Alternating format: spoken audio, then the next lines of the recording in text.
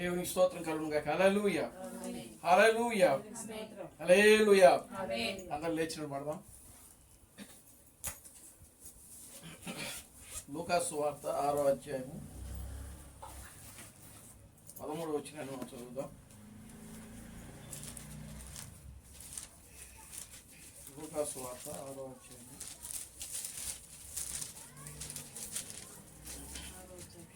13వ వచనం నుంచి.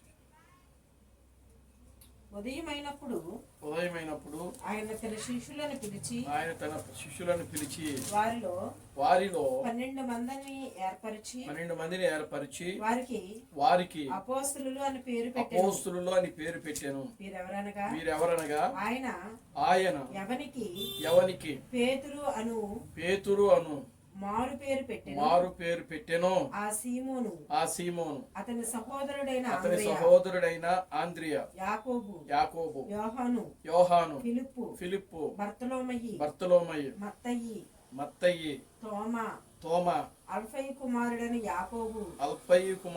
యాకోబు, జెలోతు అనబడిన సీమోను, యాకోబు సహోదరుడైన యోదా, ద్రోహియగు ఇస్కరియోతు యోదా అనువారు. ప్రార్థన చేసుకున్నాం. ఓ మమ్మల్ని మిక్కిలిగా ప్రేమించిన మా మంచి తండ్రి, జీవం గల దేవుడా, జీవాధిపతి, నిన్న నేడు నిరంతరము ఒకటే రీతిగా ఉన్న మా పరమ తండ్రి, నా ప్రభు అయిన అబ్రహాం క్రీస్తు, నీ పవిత్రమైన పాదాలకు వందనాలు, స్తుతులు, స్తోత్రములు ప్రభువాని స్తుతులు, స్తోత్రములు చెల్లిస్తున్నాము నాయన. నిశ్చయముగా నా ప్రభువా, నేటి ఆదివారపు సాయంకాల సమయంలో మరలా నాయన మేము నీ సన్నిధిలో కూడుకుని నిన్ను స్తుతించుటకు, నిన్ను ఘనపరచుటకు, నీ నామమును మహిమపరచుటకు తండ్రి మీరు మాకు ఇచ్చినటువంటి నాయన ఈ గొప్ప జీవితాల బట్టి నీకు వందనాలు, స్తుతులు, స్తోత్రం ప్రభువా. నిశ్చయముగా నా ప్రభువా నాయన, నేటి ఆదివారపు ఈ సాయంకాల ఆరాధన కార్యక్రమాన్ని ఆది నుంచి అంతం వరకు నాయన క్రమముగాను మర్యాదగాను నీ నామమునకు మహిమకరముగా నాయన మీరు జరిగిస్తున్నందుకే మీకు వందనాలు, స్తుతులు, స్తోత్రం నాయన. పాటల ద్వారా మీరు మహిమ పొందినందుకే మీకు వందనాలు, స్తుతులు, స్తోత్రం ప్రభువా. ఈ సమయంలో ప్రభువా నీ వాక్యాన్ని మేము ధ్యానిస్తూ ఉండగా నాయన, నీ వాక్యము ద్వారా మీరే మాతో మాట్లాడమని మీ సదిలో ప్రార్థిస్తున్నాను తండ్రి. నీ వాక్యమునకు వ్యతిరేకముగా పనిచేయుచున్నటువంటి ప్రతి విధమైన చీకటి కార్యములను, దెయ్యపు కార్యములను, దురాత్మ శక్తులను నా ప్రభు అయిన క్రీస్తు నామములో గద్దించిపరుస్తున్నాను. మీరే మమ్మల్ని బలపరిచి ముందుకు నడిపించండి ప్రభువా. నీ వాక్యములో రాయబడింది ప్రభువా, మనుష్యుడు రొట్టె వలన మాత్రమే జీవించుడు గాని దేవుని నోట నుండి వచ్చు ప్రతి మాట వలన జీవించునని నీ వాక్యములో రాయబడింది ప్రభువా. నీ వాక్యము నన్ను బ్రతికించుచున్నది నా బాధలలో, అదే నాకు నెమ్మదిని కలిగించుతున్నదని నీ వాక్యములో రాయబడింది. నీ వాక్యము నా పాదములకు దీపము, నా త్రోవలకు వెలుగునై ఉన్నదని నీ వాక్యములో రాయబడింది ప్రభువా. నిశ్చయముగా నాయన ఈ మధ్యాహ్న సమయంలో నాయన మీరే మమ్మల్ని బలపరిచి నీ వాక్యము ద్వారా మీరు మమ్మల్ని దర్శించి మీరు మాతో మాట్లాడమని మీ సన్నిధిలో ప్రార్థిస్తాం. నీ వాక్యము ద్వారా నాయన మీరు మాతో మాట్లాడి మా ఆత్మీయ జీవితాలను సరిచేసుకునే కృపను మీరు మాకు అనుగ్రహించమని మీ సన్నిధిలో ప్రార్థిస్తాం. నీ వాక్యము ద్వారా మీరు మాతో మాట్లాడి ప్రభువా, మాలో ఉన్న ప్రతి బలహీనతలను, ప్రతి చీకటి కార్యములను, దెయ్యపు కార్యములను, దురాత్మ శక్తులను క్రీస్తు బ్రహ్మని సర్వశక్తి కలిగిన నామములో గద్దించిపరుస్తున్నాను ప్రభు అయిన బ్రహ్మ క్రీస్తు, నీకు వందనాలు, స్తుతులు, స్తోత్రం. మీరే మమ్మల్ని బలపరిచి ముందుకు నడిపించండి. అన్ని విషయాల్లో నీ కృపను దయచండి. నీ కార్యములు జరిగించండి. సమస్త ఘనత మహిమలు మీరు తెచ్చుకోండి. జీవం కలిగిన నా ప్రభు అయిన క్రీస్తు బ్రహ్మని సర్వశక్తి కలిగిన నామములో ప్రార్థించి స్తుతించి వేడుకొనుచున్నాము. ఆమేన్, ఆమేన్. అందరూ కూర్చోండి. దేవునికి స్తోత్రం కలుగును గాక. హల్లెలూయా, హల్లెలూయా, హల్లెలూయా, హల్లెలూయా, ఆమేన్, హల్లెలూయా.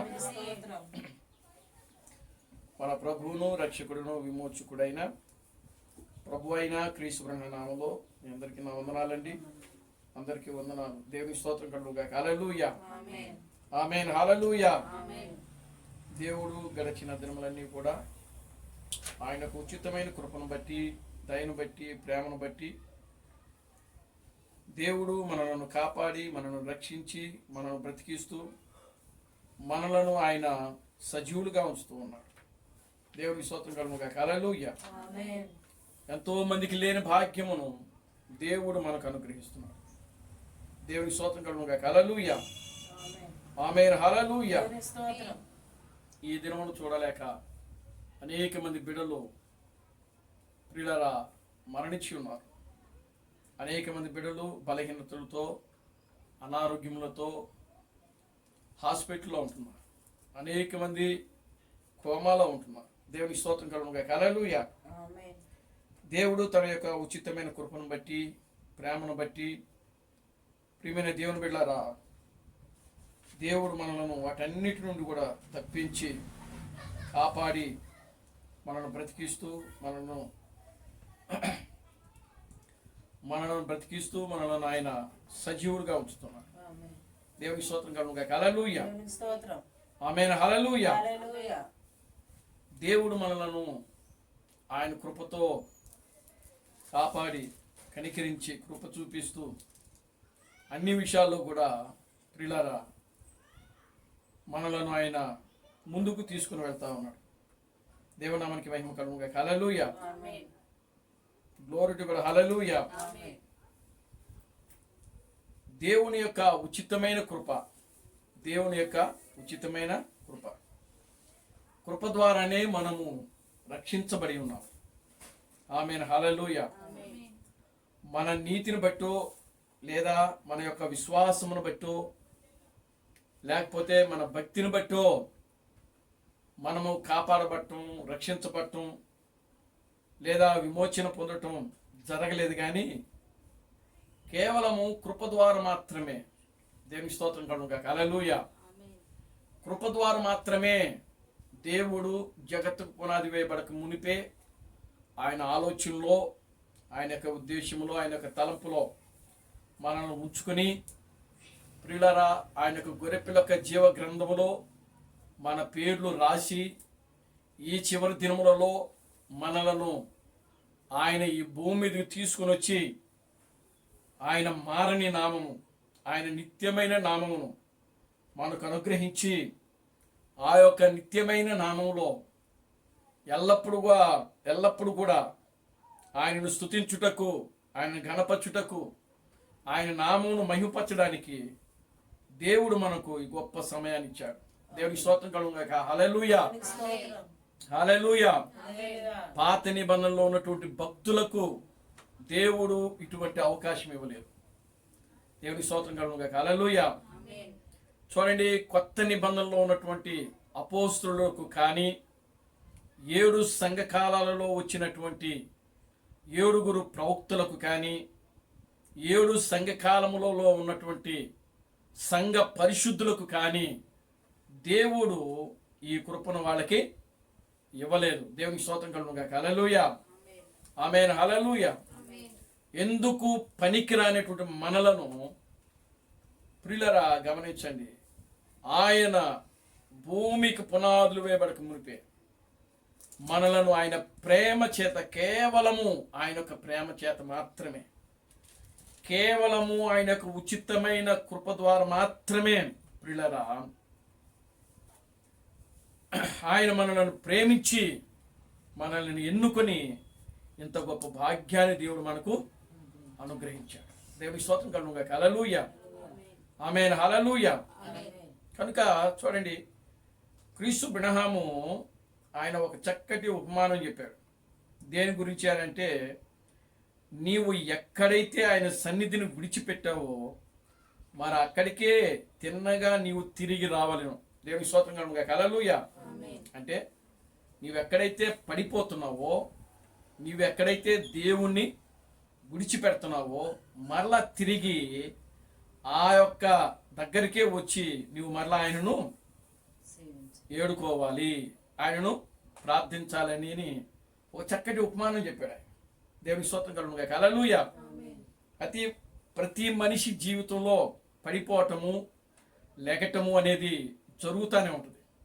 దేవుని స్తోత్రం కలుగును గాక. హల్లెలూయా. బైబిల్ కూడా ఆ విధంగానే చెప్పింది. నీతిమంతుడు 7 సార్లు పడినను వాడు మరలా తిరిగి లేస్తాడని వాక్యంలో రాబడింది. దేవుని స్తోత్రం కలుగును గాక. హల్లెలూయా. నీతిమంతుడు 7 సార్లు పడిపోయినను మరలా తిరిగి అతను లెగుస్తాడంట. దేవుని స్తోత్రం కలుగును గాక. హల్లెలూయా. అంటే నీతిమంతుడు అని అంటే చూడండి, వాక్యము యొక్క నీతి, వాక్యమే నీతి. దేవుని స్తోత్రం కలుగును గాక. హల్లెలూయా. కనుక ఆ వాక్యం అనేటువంటి విత్తనము మనిషి యొక్క జీవితంలో ఉంటే మానవుడు పడిపోయినా కూడా, దేవుని స్తోత్రం కలుగును గాక. హల్లెలూయా. అంటే నీతిమంతుడు పడిపోయినా కూడా ఆ వ్యక్తి 7 సార్లు పడిపోయినా మరలా తిరిగి లెగుస్తాడు అని వాక్యం. దేవునామానికి మహిమ కలుగును గాక. హల్లెలూయా. చూడండి, క్రీస్తు ప్రభువు చక్కగా ఒక ఉపమానం చెప్పాడు ఆయన. దేవునామానికి మహిమ కలుగును గాక. హల్లెలూయా. ఇశ్రాయేలులను ఆయన ఒక చిన్న సాదృశ్యంగా తీసుకున్నాడు. ఇశ్రాయేలు, నీ పాపము చేత నీవు కూలితివి గనుక నీ దేవుడైన యెహోవా తట్టుకు తిరుగుము, మాటలు స్థిరపరచుకొని యెహోవా యొద్దకు తిరుగుడి. మీరు ఆయనతో చెప్పవలసినదేమనగా, మా పాపములన్నిటిని పరిహరింపుము, ఎడ్లకు బదులుగా నీకు మా పెదవులు నర్పించుచున్నాము. నీవు అంగీకరింపదగినవి అవే మాకు ఉన్నవి. హోషేయ గ్రంథము 14వ అధ్యాయము 1-2 వచ్చిన. దేవుని స్తోత్రం కలుగును గాక. హల్లెలూయా. ఆయన హోషేయ గ్రంథములో ఏమంటున్నాడనంటే, ఇశ్రాయేలు, నీ పాపము చేత నీవు కూల్తివి. దేవుని స్తోత్రం కలుగును గాక. హల్లెలూయా. ఇశ్రాయేలీలు పాపము చేయటం వల్ల, ఇశ్రాయేలీలు అంటే ఇశ్రాయేలు అనగా ఇశ్రాయేలు సంఘము. దేవునికి స్తోత్రం కలుగును గాక. హల్లెలూయా. ఇశ్రాయేలు సంఘము అని అంటే, ఇశ్రాయేలు ఐగుప్తులో ఉన్నంత వరకు అది సంఘముగా పిలువబడలేదు. ఆమేన్. హల్లెలూయా. ఇశ్రాయేలు ఐగుప్తులో ఉన్నంత వరకు అది సంఘముగా పిలువబడలేదు. ఇశ్రాయేలు ఎప్పుడైతే మోషే ద్వారా బయటకు తీసుకుని రాబడిందో ఐగుప్తులో నుండి, ఎప్పుడైతే ఇశ్రాయేలు ఐగుప్తు నుండి బయటకు తీసుకుని రాబడి అది పిలువబడినదో, బయటకు పిలువబడినదో, అప్పుడు అది ఒక సంఘముగా దేవుడు దానిని పిలుస్తూ ఉన్నాడు. దేవునికి స్తోత్రం కలుగును గాక. హల్లెలూయా. కనుక ఇప్పుడు ఇశ్రాయేలు సంఘము ఏమైపోయిందంట? పాపము చేత ఏమైంది? కూలిపోయిందంట. దేవునికి స్తోత్రం కలుగును గాక. హల్లెలూయా. పాపము చేత ఇశ్రాయేలు కూలిపోయింది గనుక హోషేయ ప్రవక్త ద్వారా ఇశ్రాయేలు సంఘానికి హెచ్చరికిస్తున్నాడు ఇక్కడ ఆయన. ఆమేన్. హల్లెలూయా. ఇశ్రాయేలు సంఘానికి దేవుడు హోషేయ ప్రవక్తను పంపి, హోషేయ ప్రవక్త ద్వారా ఆ సంఘాన్ని ఏం చేస్తున్నాడంటే హెచ్చరించుచున్నాడు. ఇశ్రాయేలు సంఘముతో హోషేయ ప్రవక్త ద్వారా మాట్లాడుతున్నాడు. ఇశ్రాయేలు సంఘముతో ఆయన హోషేయ ద్వారా హెచ్చరించుచున్నాడు. ఏమని అంటే, నీవు పాపము చేశావు. ఆమేన్. హల్లెలూయా. కనుక నీవు మరలా నీ దేవుడైన యెహోవా తట్టుకు తిరుగుము, మాటలు స్థిరపరచుకొని యెహోవా యొద్దకు తిరుగుడి. నిజమే కదా?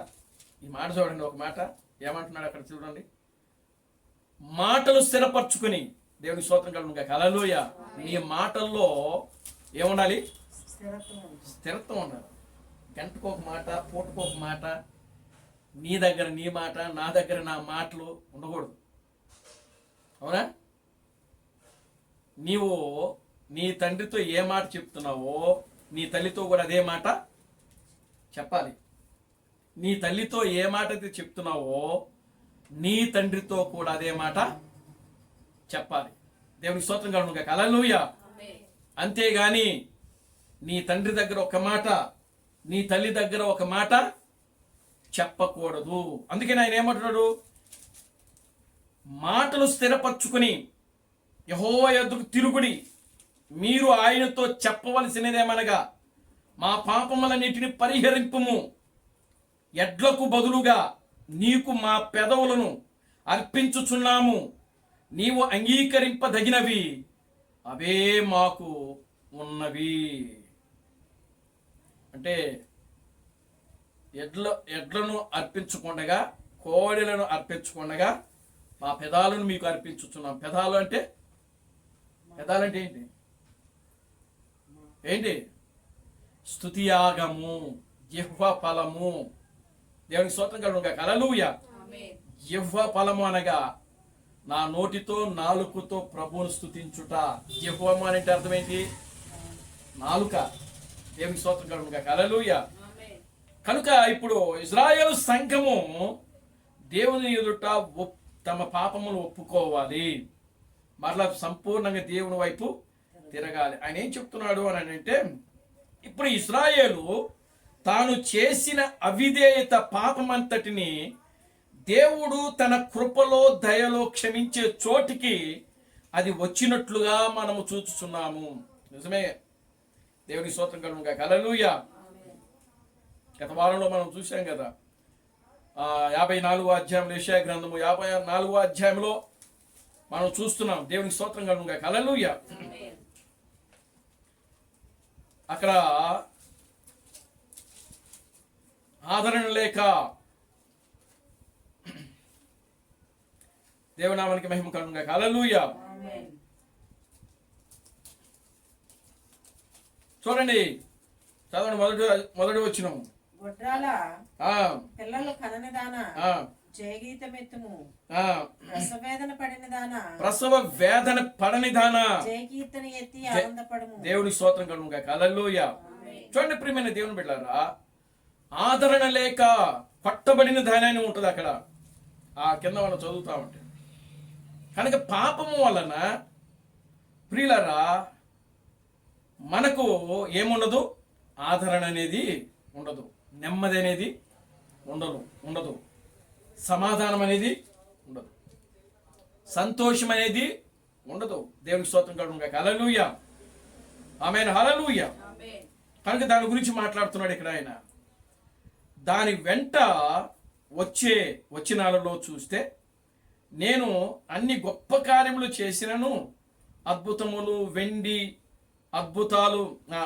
అద్భుతములు వెంబడి అద్భుతములు చేసిన దేవుడు అన్నాడు, వారి మధ్య నేను చేసిన గొప్ప మహత్కార్యములన్నిటినీ సూచిక్రియలు అన్నిటిని వారు మరిచిపోయారు. దేవుని స్తోత్రం కలుగునుగాక. హల్లెలూయా. దేవుడు చూడండి ప్రతి మనిషిని రక్షిస్తూ ఉంటాడు.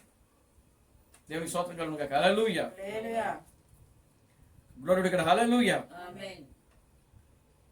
మరిచిపోయారంట. ఏదో రకంగా వారు ముందుకు నడిచారు. అంటే వారు దేవుడు చేసిన అద్భుతమైన కార్యాలు, ఆశ్చర్య కార్యాలు, గొప్ప కార్యాలు అన్నీ మరిచిపోయి మరలా ఏదో ఒక రకంగా పాపం చేస్తూనే వారికి ఇష్టమైనటువంటి ఆలోచనలతోనే నడుస్తూ వాళ్ళు ముందుకు సాగారంట. దేవుని స్తోత్రం కలుగునుగాక. హల్లెలూయా. వారికి ఇష్టమైనదే చేశారు. ఆమేన్. హల్లెలూయా. వారు అనుకున్నదే వారు చేశారు. దేవుడు చెప్పింది కాదండి, వారు అనుకున్నది. దేవుని స్తోత్రం కలుగునుగాక. హల్లెలూయా. వారికి ఇష్టమైనది. ఎవరికి ఇష్టమైనది? ఇశ్రాయేలు సంఘము ఎన్నడూ దేవుని మాట వినట్లేదు. ఇశ్రాయేలు సంఘము ఎప్పుడు కూడా దేవునికి ఇష్టమైనది చేయట్లేదు. అందుకనే ఆయన అంటున్నాడు, వారికి ఇష్టమైనదే చేసుకుంటూ పోయారు. దేవునికి స్తోత్రం కలుగునుగాక. హల్లెలూయా. వారు అనుకున్నదే చేసుకుంటూ వెళ్ళారంట. వారు ఎన్నడూ దేవుడు చెప్పింది చేయలేదు. ఇక్కడే వ్యత్యాసం ఉన్నది. చెయ్యాలని మనం ఒక రకంగా అనుకుంటే దేవుడు దానిని మరొక రకంగా చేస్తాడంట. దేవునికి స్తోత్రం కలుగునుగాక. హల్లెలూయా. ఆమేన్. హల్లెలూయా. మనము ఒక రకంగా అనుకుంటే దేవుడు దానిని మరొక రకంగా చేయమని అంటారు.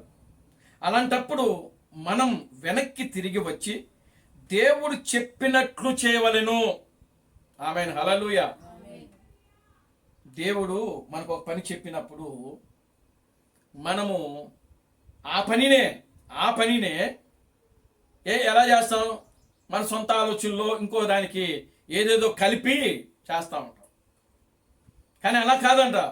దేవుడు ఏదైతే చెప్తున్నాడో దానిని, ఆయన ఏదైతే చెప్తున్నాడో అది మరలా మనం వెనక్కి వచ్చి అలాగే చేయాలంట. దేవునికి స్తోత్రం కలుగును గాక. హల్లెలూయా. ఆమేన్, hallelujah. Glory to God, hallelujah. చూడండి ఇక్కడ ఆయన ఇంకా ఏమంటున్నాడు, లేకపోతే మనం ఎన్నడూ ఆ చోటికి చేరలేము. ఏ చోటికి చేరలేము? మనం ఎక్కడైతే పడిపోతున్నామో మరలా తిరిగి ఆ చోటికి రావాలి అని అంటే దేవుడు ఏదైతే చెప్తున్నాడో దానిని ఆ విధముగానే చేయాలంట. అలా చేసినప్పుడు మాత్రమే నువ్వు మరలా తిరిగి ఆ స్థానంలోకి వస్తావు. దేవుడు నామానికి మహిమ కలుగును గాక. హల్లెలూయా. గౌరవుడు గారు, హల్లెలూయా. అది అంతే. లేకపోతే మనం ఎన్నడూ ఆ చోటికి చేరలేం. అదంతే. ఎక్కడైతే నీవు వదిలిపెడుతున్నావో తిన్నగా అక్కడికే నువ్వు తిరిగి రావాలను. దేవునికి స్తోత్రం కలుగును గాక. హల్లెలూయా. ఇప్పుడు ఆయన చిన్న ఉపమానం చెప్తున్నాడు. ఇక్కడ క్రీస్తు బ్రహ్మ ఉపమానం చెప్తున్నాడు. చూడండి, ఈ మధ్యనే ఒక ఛాంప్లిన్ నాతో చెప్పాడు, ఒక కెప్టెన్ సైనిక అధికారి యొక్క రొమ్ములోనికి తుపాకీ గుండ్లు దూసుకుని పోయినాయి. దేవునికి స్తోత్రం కలుగును గాక. హల్లెలూయా. ఒక కెప్టెన్ అంట, అంటే ఒక సైనిక అధికారికి ఈ రొమ్ముల్లో తుపాకీ గుండ్లు దూసుకుని పోయాయంట. అతని కోసము ఈ ఛాంప్లిన్ పిలువబడ్డాడు. అతడు అక్కడ పడి ఉండి చనిపోతున్నాడు కనుక అతని ఉంచిన గదిలోకి ఛాంప్లిన్ పిలువబడ్డాడు. అతడు చావు బ్రతుకుల మధ్య ఉన్నాడు. ఊపిరి పీల్చుకొనుటకు కష్టపడుతున్నాడు. వారు అప్పుడే అతన్ని యుద్ధ భూమి నుండి తీసుకుని టెంటులోనికి తెచ్చారు. మరి అతడు ఛాంప్లిన్ ఇలా అతన్ని అడిగాడు, నీవు ఒక క్రైస్తవుడువా? అందుకతడు, అవును, ఒకప్పుడు నేను క్రైస్తవునిగా ఉంటిని. సరే, ఇప్పుడు నీవు చనిపోతున్నావు కదా, ఇప్పుడైనా నీవు సరి చేసుకో దేవునితో అని చెప్పాడు ఛాంప్లిన్. అందుకతడు, అది నాకు తెలుసు, ఎందుకంటే మిషన్ గన్ బుల్లెట్లు ఎదురు రొమ్ములోకి దూరి ఊపిరితిత్తుల గుండా పోయినవి. అందువలన అతడు రక్తము కక్కుచున్నాడు, చనిపోతున్నాడని అతడు నాతో చెప్పాను. దేవుని స్తోత్రం కలుగును గాక. హల్లెలూయా. చూడండి, ఆ సైనిక అధికారికి ఇక్కడ ఛాంప్లిన్ అనేటువంటి ఆ యొక్క వ్యక్తి చెప్తున్నాడు. దేవునికి స్తోత్రం కలుగును గాక. హల్లెలూయా. ఇప్పుడు నువ్వు చావు బ్రతుకుల మధ్య ఉన్నావు. ఇంకా మరి కొద్ది క్షణాల్లో నువ్వేమైపోతున్నావు అంటే చనిపోతున్నావు, మరణించబోతున్నావు. కనుక నీవు మరణించకుండానట్లు నువ్వు బ్రతకాలంటే నీవు ఎక్కడైతే తప్పు చేశావో, నీవెక్కడైతే దేవుని విడిచిపెట్టావో, నీవెక్కడైతే పాపము చేశావో మరలా ఆ స్థానంలోకి రా. ఆ స్థానం దగ్గరికి రా. దేవునికి స్తోత్రం కలుగును గాక. హల్లెలూయా. వచ్చి నువ్వేం చేసుకోవాలి? సరి చేసుకో. ఆ ఛాంప్లిన్ అంటున్నాడు, అయితే ఇప్పుడు నువ్వు సరి చేసుకోవాల్సిన సమయం ఇది. దేవుని నామానికి మహిమ కలుగును గాక. హల్లెలూయా. అందుకు ఆ సైనిక అధికారి కూడా అంటున్నాడు, అవును, ఆమేన్, హల్లెలూయా, అది నాకు తెలుసు. గ్లోరీ టు గాడ్, హల్లెలూయా. అంటే అతను పాపం చేశాడని, దేవుని విడిచిపెట్టాడని, అతను ఉండవలసిన స్థానంలో అతను లేడని అతను గ్రహించాడు. గ్రహించి ఆయన ఏమంటున్నాడంటే, ఆ ఛాంప్లిన్ చెప్పినప్పుడు అది నాకు తెలుసు. దేవుని స్తోత్రం కలుగును గాక. హల్లెలూయా. గ్లోరీ టు గాడ్, హల్లెలూయా. ఆ యొక్క రొమ్ములో దూరి ఊపిరితిత్తుల గుండా పోయినవని, అందువలన అతడు రక్తము కక్కుతున్నాడు, చనిపోతున్నాడని అతన్ని నాతో చెప్పాను. మరియు సరే, ఇప్పుడు ఒకప్పుడు నీవు ఆయన్ని ఎరిగి ఉన్నావు కదా. అవునని బదులిచ్చాడు. అందుకు అతడు చెప్పాడు, ఇప్పుడు జాగ్రత్తగా ఆలోచించుము. నీవు ఎక్కడైతే ఆయన్ని వదిలిపెట్టావో మరి అక్కడే నీవు ఆయన్ను కనుగొనబోతున్నావు. నీవు వదిలిపెట్టిన చోటే అది నిజమండి. అదెంతో వాస్తవము. వాక్యములో నీవెక్కడైతే ఆయన్ని విడిచిపెట్టావో మరక్కడే ఆయన యొద్దకు నువ్వు తిరిగి రావాలి. దేవుడు చెప్పినట్లే నీవు సంఘానికి వెళ్తావు, అది మంచిదే. నీవు నీ దశమ భాగములు కడతావు, అది మంచిదే. సంఘ కార్యక్రమాలు చేస్తావు, అది మంచిదే. కానీ పరిశుద్ధాత్మ పొందే ఒక కార్యమునొద్దకు వచ్చినప్పుడు, ఆయన వాక్యములో ఫలానా నిర్దిష్టమైన దాని దగ్గరకు వచ్చినప్పుడు అది నాకు తెలియదని నువ్వు చెప్తావంట. దేవునికి స్తోత్రం కలుగును గాక. హల్లెలూయా. చూసారా, దశంభాగాలు కట్టొచ్చు, లేకపోతే సంఘానికి చక్కగా మంచిగా వెళ్ళొచ్చు, సంఘ కార్యక్రమాల్లో నువ్వు పాల్గొనవచ్చు, అన్నీ చేయవచ్చు. కానీ పరిశుద్ధాత్మను పొందే దగ్గరకు వచ్చేటప్పటికి ఆ పరిశుద్ధాత్మ అంటే ఏంటో నాకు తెలియదని చెప్తారంట. దేవునా మనకి మహిమ కలుగును గాక. హల్లెలూయా. నిజంగా నీవు పరిశుద్ధాత్మను పొందితే, అదే నీవు క్రీస్తు బెనహాం చెప్తున్నాడు, నీవు తిరిగి జన్మించితే నీవు ఎన్నడూ పాపము చేయవు. తిరిగి జన్మించిన వ్యక్తి పాపము చేయడంట. అదే ఇక్కడ చెప్తున్నాడు ఇక్కడ ఆయన. దేవుని నామానికి మహిమ కలుగును గాక. హల్లెలూయా. చూడండి ఏం చెప్తున్నాడు, ఇంకో చూద్దాం. దేవునికి స్తోత్రం కలుగును గాక. హల్లెలూయా. తిన్నగా దాని అర్థము నీవు ఆయన అక్కడే విడిచిపెట్టావు కావున ఇంకెంత మాత్రము నీవు ముందుకి పోలేవు. మరలా నీవు ఆయనను కనుగొన్నట్లయితే నీవు అక్కడికి తిరిగి వెళ్ళుము. నీవు రాజమార్గమును విడిచిపెట్టి డొంకదారిన తీసుకున్నావు. దేవునికి స్తోత్రం కలుగును గాక. హల్లెలూయా. ఏ మార్గాన్ని విడిచిపెట్టారంట? రాజమార్గాన్ని విడిచిపెట్టి ఏ మార్గాన్ని తీసుకున్నారంట? నేను అలా అనుకున్నానండి, ఇలా అనుకున్నానండి. డొంక మార్గాలు ఇవన్నీ. అసలైన తిన్నన మార్గం విడిచిపెట్టి, అది తెలుసు, తిన్నన మార్గం ఏదో రాజమార్గం ఏదో తెలుసు, అయినా సరే కావాలని దేవునికి స్తోత్రం కలుగును గాక. హల్లెలూయా. డొంక మార్గాలు ఎతుక్కుంటూ, సందులు గొంతులు ఎతుక్కుంటూ, ప్రియమైన దేవుని బిడ్డారా, దేవునికి వ్యతిరేకమైన కార్యాలు చేస్తున్నారు. దానిని తీసుకున్నావు. చూసారా, నీవు తిరిగి రాజమార్గానికి రమ్ము, అక్కడ ఆయన నీ కొరకు వేచి ఉన్నాడు. దేవునికి స్తోత్రం కలుగును గాక. హల్లెలూయా. నువ్వు తప్పు చేసినా పాపం చేసినా ఆయన నిన్ను విడిచిపెట్టట్లా. ఆయన మరలా నీ కోసం ఏం చేస్తున్నాడంట? వేచి ఉన్నాడంట, ఎదురు చూస్తున్నాడు. ఆయన ఆ యొక్క తప్పిపోయిన కుమారుడు కదా, ఆయన వెళ్ళిపోతే తండ్రి అంతటితో విడిచిపెట్టేయలేదు. దేవునికి స్తోత్రం కలుగును గాక. హల్లెలూయా. ఆ కుమారుడు మరలా వస్తాడని చెప్పి ఆ కుమారుడు కోసం ఆ తండ్రి ఏం చేసినాడంటే ఎదురు చూస్తున్నాడు, వేచి ఉన్నాడు అక్కడ. దేవునికి స్తోత్రం కలుగును గాక. హల్లెలూయా. వేచి ఉన్నాడు. ఇప్పుడు ఆ విధంగా ఛాంపియన్ చెప్పాడు. అతడు చెప్పాడు అతనితో, నేనున్నాను, త్వరగా ఆలోచించు. అందుకు అతడు అన్నాడు, నేను ఆలోచించలేను. అతడు అడిగాడు, నీవు ఆలోచిస్తే మంచిది అన్నాడు. వెలుగు కెప్టెన్ ముఖం మీద పడింది. అప్పుడు కెప్టెన్ అన్నాడు, నాకది గుర్తుకు వస్తుంది. అడిగాడు, తిన్నగా అక్కడే ఆరంభించుము. అందుకు అతడు అన్నాడు, ఇప్పుడు నేను నిద్రకు ఉపక్రమిస్తున్నాను. నా ఆత్మ రక్షించమని ప్రభువుకు ప్రార్థిస్తున్నాను.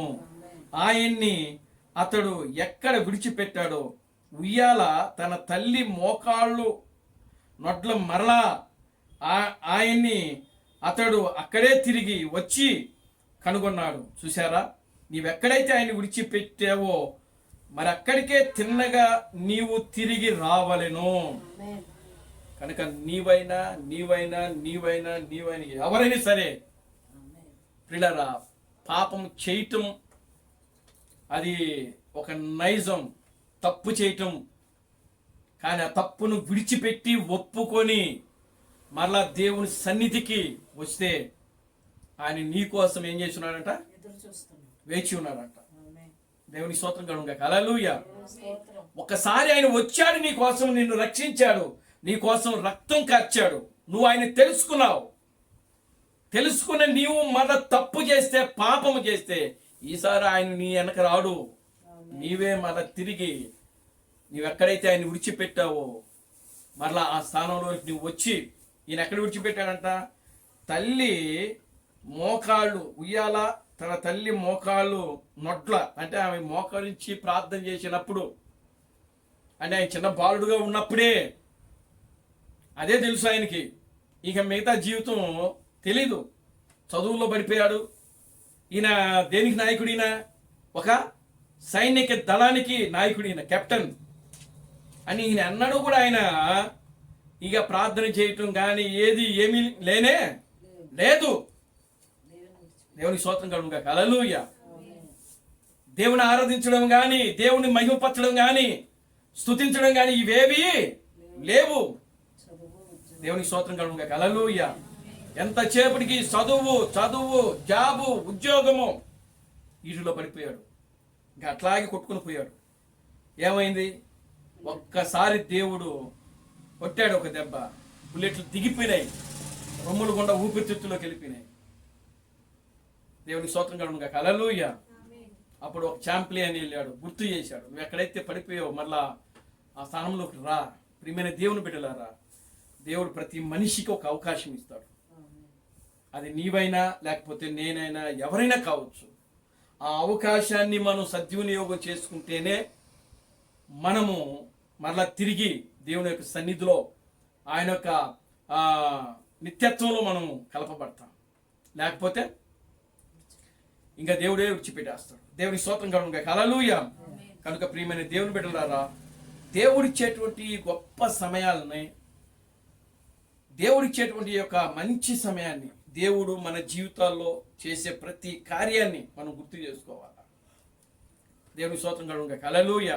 ప్రతి మేలు, దేవుడు చేసే ప్రతి కార్యం, దేవుడు ఎందుకు మనల్ని బ్రతికిస్తున్నాడు, ఎందుకు మనలను ఆయన జీవింప చేస్తున్నాడు, ఎందుకు మనల్ని ఆయన ఆరోగ్యవంతులుగా ఉంచుతున్నాడు, ఎందుకు మన రోగాలను ఆయన స్వస్థపరుస్తున్నాడు,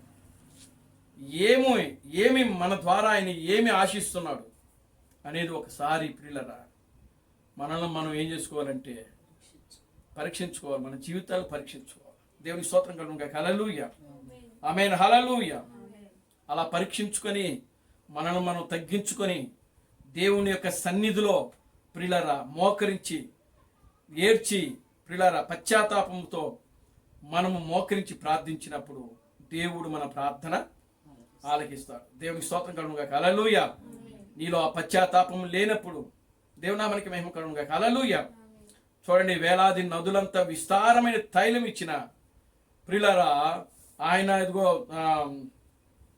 బలులు ఎన్ని అర్పించినా సరే దానివల్ల ప్రయోజనము పశ్చాత్తాపం అనేది, ఈ పశ్చాత్తాపం అనే దానికి ఇంక తిరుగుండదు అనమాట.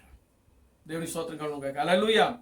కనుక ప్రియమైన దేవుని బిడ్డలారా, దేవుడు ఆ విధంగా మనము దేవుని యొక్క సన్నిధిలో నిత్యము కూడా ఆ విధంగా దేవుని స్తుతిస్తూ, దేవుని ఘనపరుస్తూ, దేవుని ఆరాధిస్తూ మన ఆత్మీయ జీవితంలో మనం ముందుకు సాగుదాం. దేవుని స్తోత్రం కలుగుగా. హల్లెలూయా. చూద్దాం, మధ్యాహ్నం మనం ధ్యానించినటువంటి వాక్యమును మరలా తిరిగి మనం ధ్యానం చేద్దాం. ప్రియమైన దేవుని బిడ్డలారా, ఇస్కరేతు యూదా యొక్క స్థానములో దేవుడు మత్తీయను ఎన్నుకున్నాడా లేదా పౌలుని ఎన్నుకున్నాడా? దేవుని నామానికి మహిమ కలుగుగా. హల్లెలూయా. చూడండి, గత మధ్యాహ్న సమయంలో మనం దాన్ని ధ్యానం చేశాం. దేవుని స్తోత్రం కలుగుగా. హల్లెలూయా. దేవుడు మత్తీయాను విడిచిపెట్టేశాడు ఆయన. దేవుని స్తోత్రం కలుగుగా. హల్లెలూయా. అంటే మత్తీయ సంఘములో ఒక విశ్వాసమాగా ఉండిపోయాడు ఆయన. ఆయన పరిశుద్ధాత్మను పొందాడు ఆయన. దేవుని స్తోత్రం కలుగుగా. హల్లెలూయా.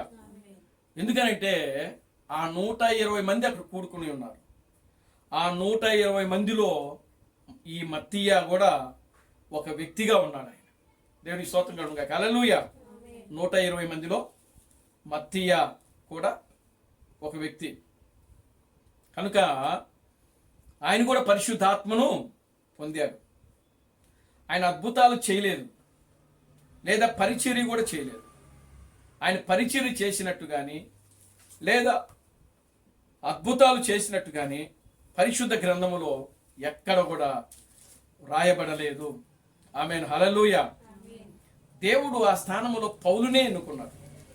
ఇస్కరేతు యూదా యొక్క స్థానములో దేవుడు పౌలును ఎన్నుకున్నాడు. క్రీస్తు బ్రహ్మం చెప్తున్నాడు చూడండి, ఆయన వర్తమానాల్లో పౌలు గురించి ఏం చెప్తున్నాడంటే, ఆ యొక్క దేవునికి స్తోత్రం కలుగును గాక. హల్లెలూయా.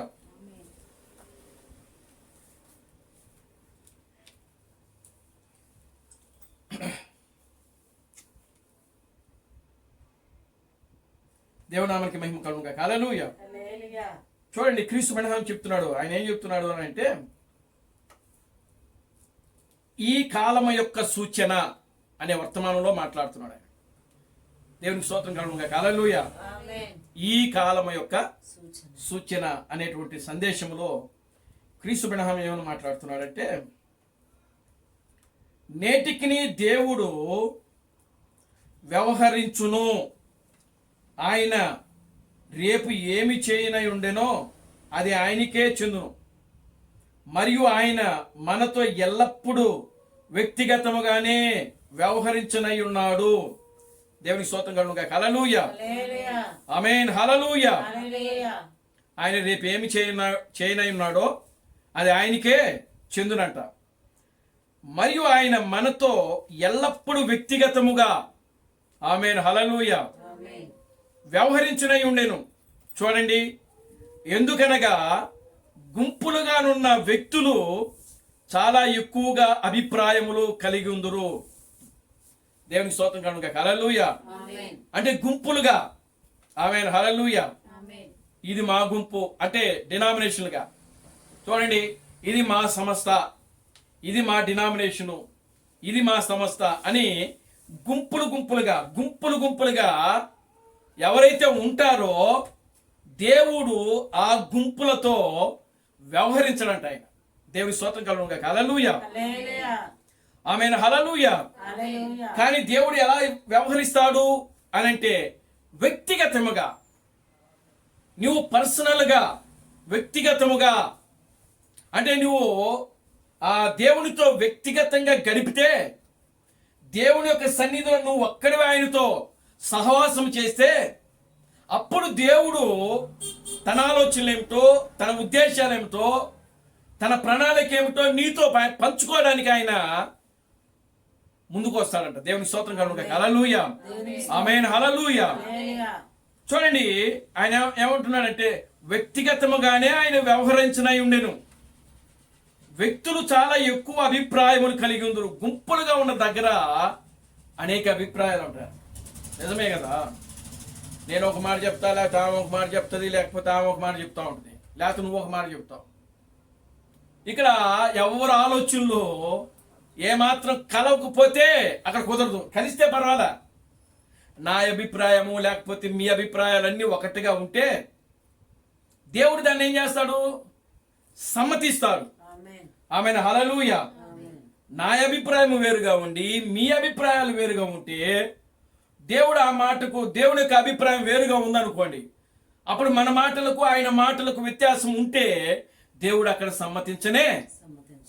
అందుకనే క్రీస్తు థామస్ ఏమన్నాడంటే, నా హృదయము మీ హృదయముతో ఏమండి ఏకీభవించాలి, సమ్మతించాలి.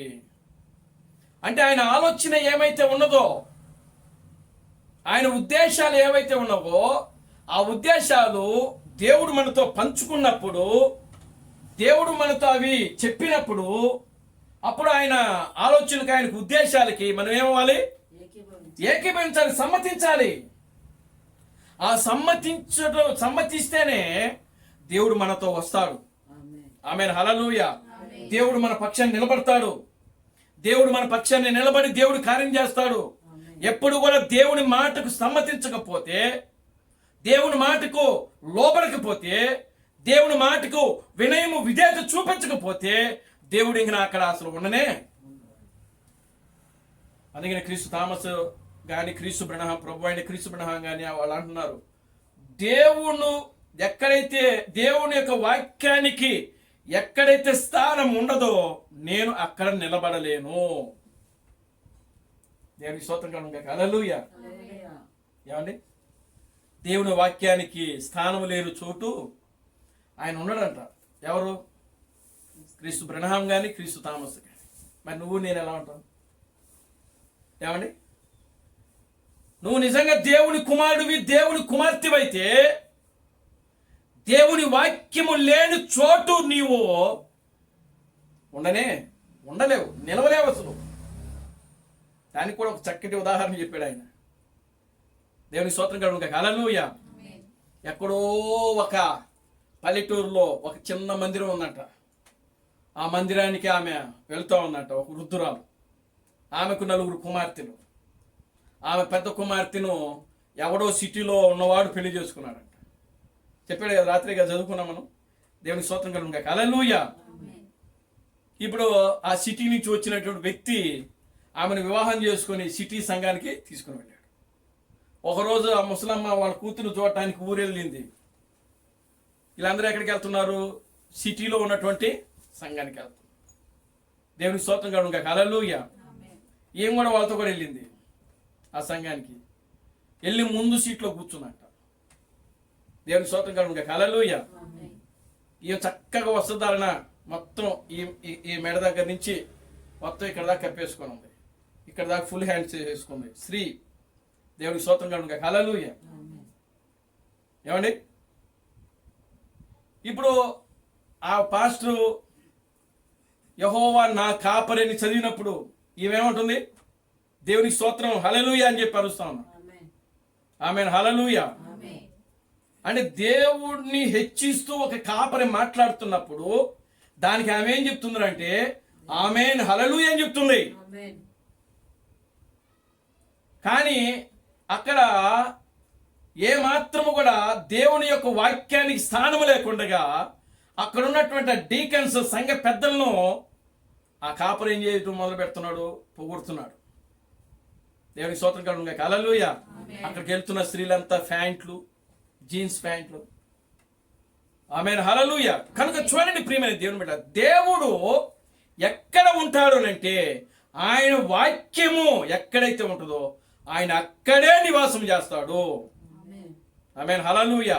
వాక్యము లేని చోటు ఆయన ఉండడు. ఆమేన్. హల్లెలూయా. వాడు ఎంత భక్తిపరుడైనా సరే, ఈ వాక్యం చదవచ్చు, లేకపోతే ప్రార్థించవచ్చు, దశమ భాగాలు ఇవ్వచ్చు. మనం చదివాం కదా, దాంట్లో నీవు దశమ భాగాలు ఇచ్చిన, కానుకలు ఇచ్చిన, సంఘ కార్యక్రమాల్లో నువ్వు పాల్గొనిన, నీ దగ్గర వాక్యము లేకపోతే ఆ కాలము ఆ గడియకు సంబంధించిన వర్తమానము నీలో లేకపోతే నీతో దేవుడు ఏకీభవించడు.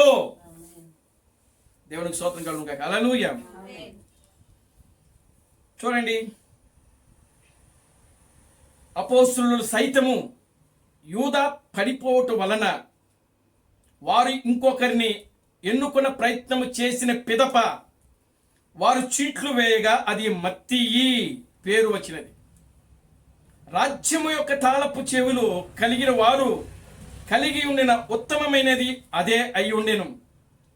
మరియు అతను ఏదైనా చేసినని తెలుపు ఒక లేఖనము వ్రాయబడలేదు. దేవుని స్తోత్రం కలుగును. హల్లెలూయా. అయితే దేవుడు సహనమును లేని ఒక పౌలుని ఎన్నుకొనెను. దేవునికి స్తోత్రం కలుగును. హల్లెలూయా. అయితే ఒక దినమున ఆయనను వెనుక పడద్రోసి మరియు ఒకసారి అతనిని ఆలోచింపజేసెను. మరియు ఆయన ఇట్లు చెప్పెను, నా కొరకు అతడు ఎటువంటి గొప్ప శ్రమలు అనుభవించవలెనో నేను అతనికి చూపించేదను. చూశారా? చూడండి, సంఘము మత్తయిను ఎన్నుకొనెను, అయితే దేవుడు పౌలును ఎన్నుకొనెను. చూడండి, అదే వ్యత్యాసము. దేవుడు ఎప్పుడు తన ఎన్నికను, తన ఏర్పాటును కలిగి ఉండెను. దేవుడు దానిని ముందస్తు జ్ఞానము వలన ఎన్నిక చేయును. దేవునికి స్తోత్రం కలుగును. హల్లెలూయా. అదే చెప్పున్నాం కదా, జగత్తుకు పునాది వేయబడక మునిపే దేవుడు ఎవరిని ఎన్నుకున్నాడంట? పౌలుని ఎన్నుకున్నాడంట. దేవుని స్తోత్రం కనుక హల్లెలూయా. ఎవరిని ఎన్నుకున్నాడు? పౌలుని ఎన్నుకున్నాడు. ఎవరి స్థానంలో? ఇస్కారియోతు యూదా యొక్క స్థానంలో. మనం పూర్తి పేరు పిలవాలి ఆయన్ని, ఎందుకంటే యూదాలు ఇద్దరు ఉన్నారు అక్కడ. దేవుని స్తోత్రం కనుక హల్లెలూయా. యూదా అంటే ఏ యూదా కన్ఫ్యూజ్ అవుతారు. ప్రభు యొక్క సహోదరుడు యాకోబు యొక్క సహోదరుడు యూదా అని కూడా ఉంది. దేవుని నామానికి మహిమ కలుగును గాక హల్లెలూయా. కనుక యూదాలు ఇద్దరున్నప్పుడు ఒక యేసును అప్పగించినటువంటి ద్రోహియగు ఇస్కరేతు యూదా లేదా ఇస్కరేతు యూదా అని పిలవాలి. యాకోబు యొక్క సహోదరుడు యూదా వేరు, ఆయన యాకోబు యొక్క సహోదరుడు. ఇతడు ద్రోహియగు ఇస్కరేతు యూదా. చూసారా? దేవుని స్తోత్రం కలుగును గాక హల్లెలూయా. తండ్రికి ద్రోహం చేసేవాళ్ళు ఉంటారు, తల్లికి ద్రోహం చేసేవాళ్ళు ఉంటారు, అన్న తమ్ముడికి ద్రోహం చేయొచ్చు, తమ్ముడు ఏమండి అన్నకి ద్రోహం చేస్తారు. ఇవన్నీ ఈ లోకంలో ఉన్నాయి. కానీ ఏ ద్రోహము చేయనటువంటి యేసును ఈ ద్రోహి అప్పగించాడు. దేవునికి స్తోత్రం కలుగును గాక హల్లెలూయా. వెన్నుపోటు పడవటం అంటే ఇదే, వెనకాలే ఉండి దేవునికి స్తోత్రం కలుగును గాక హల్లెలూయా.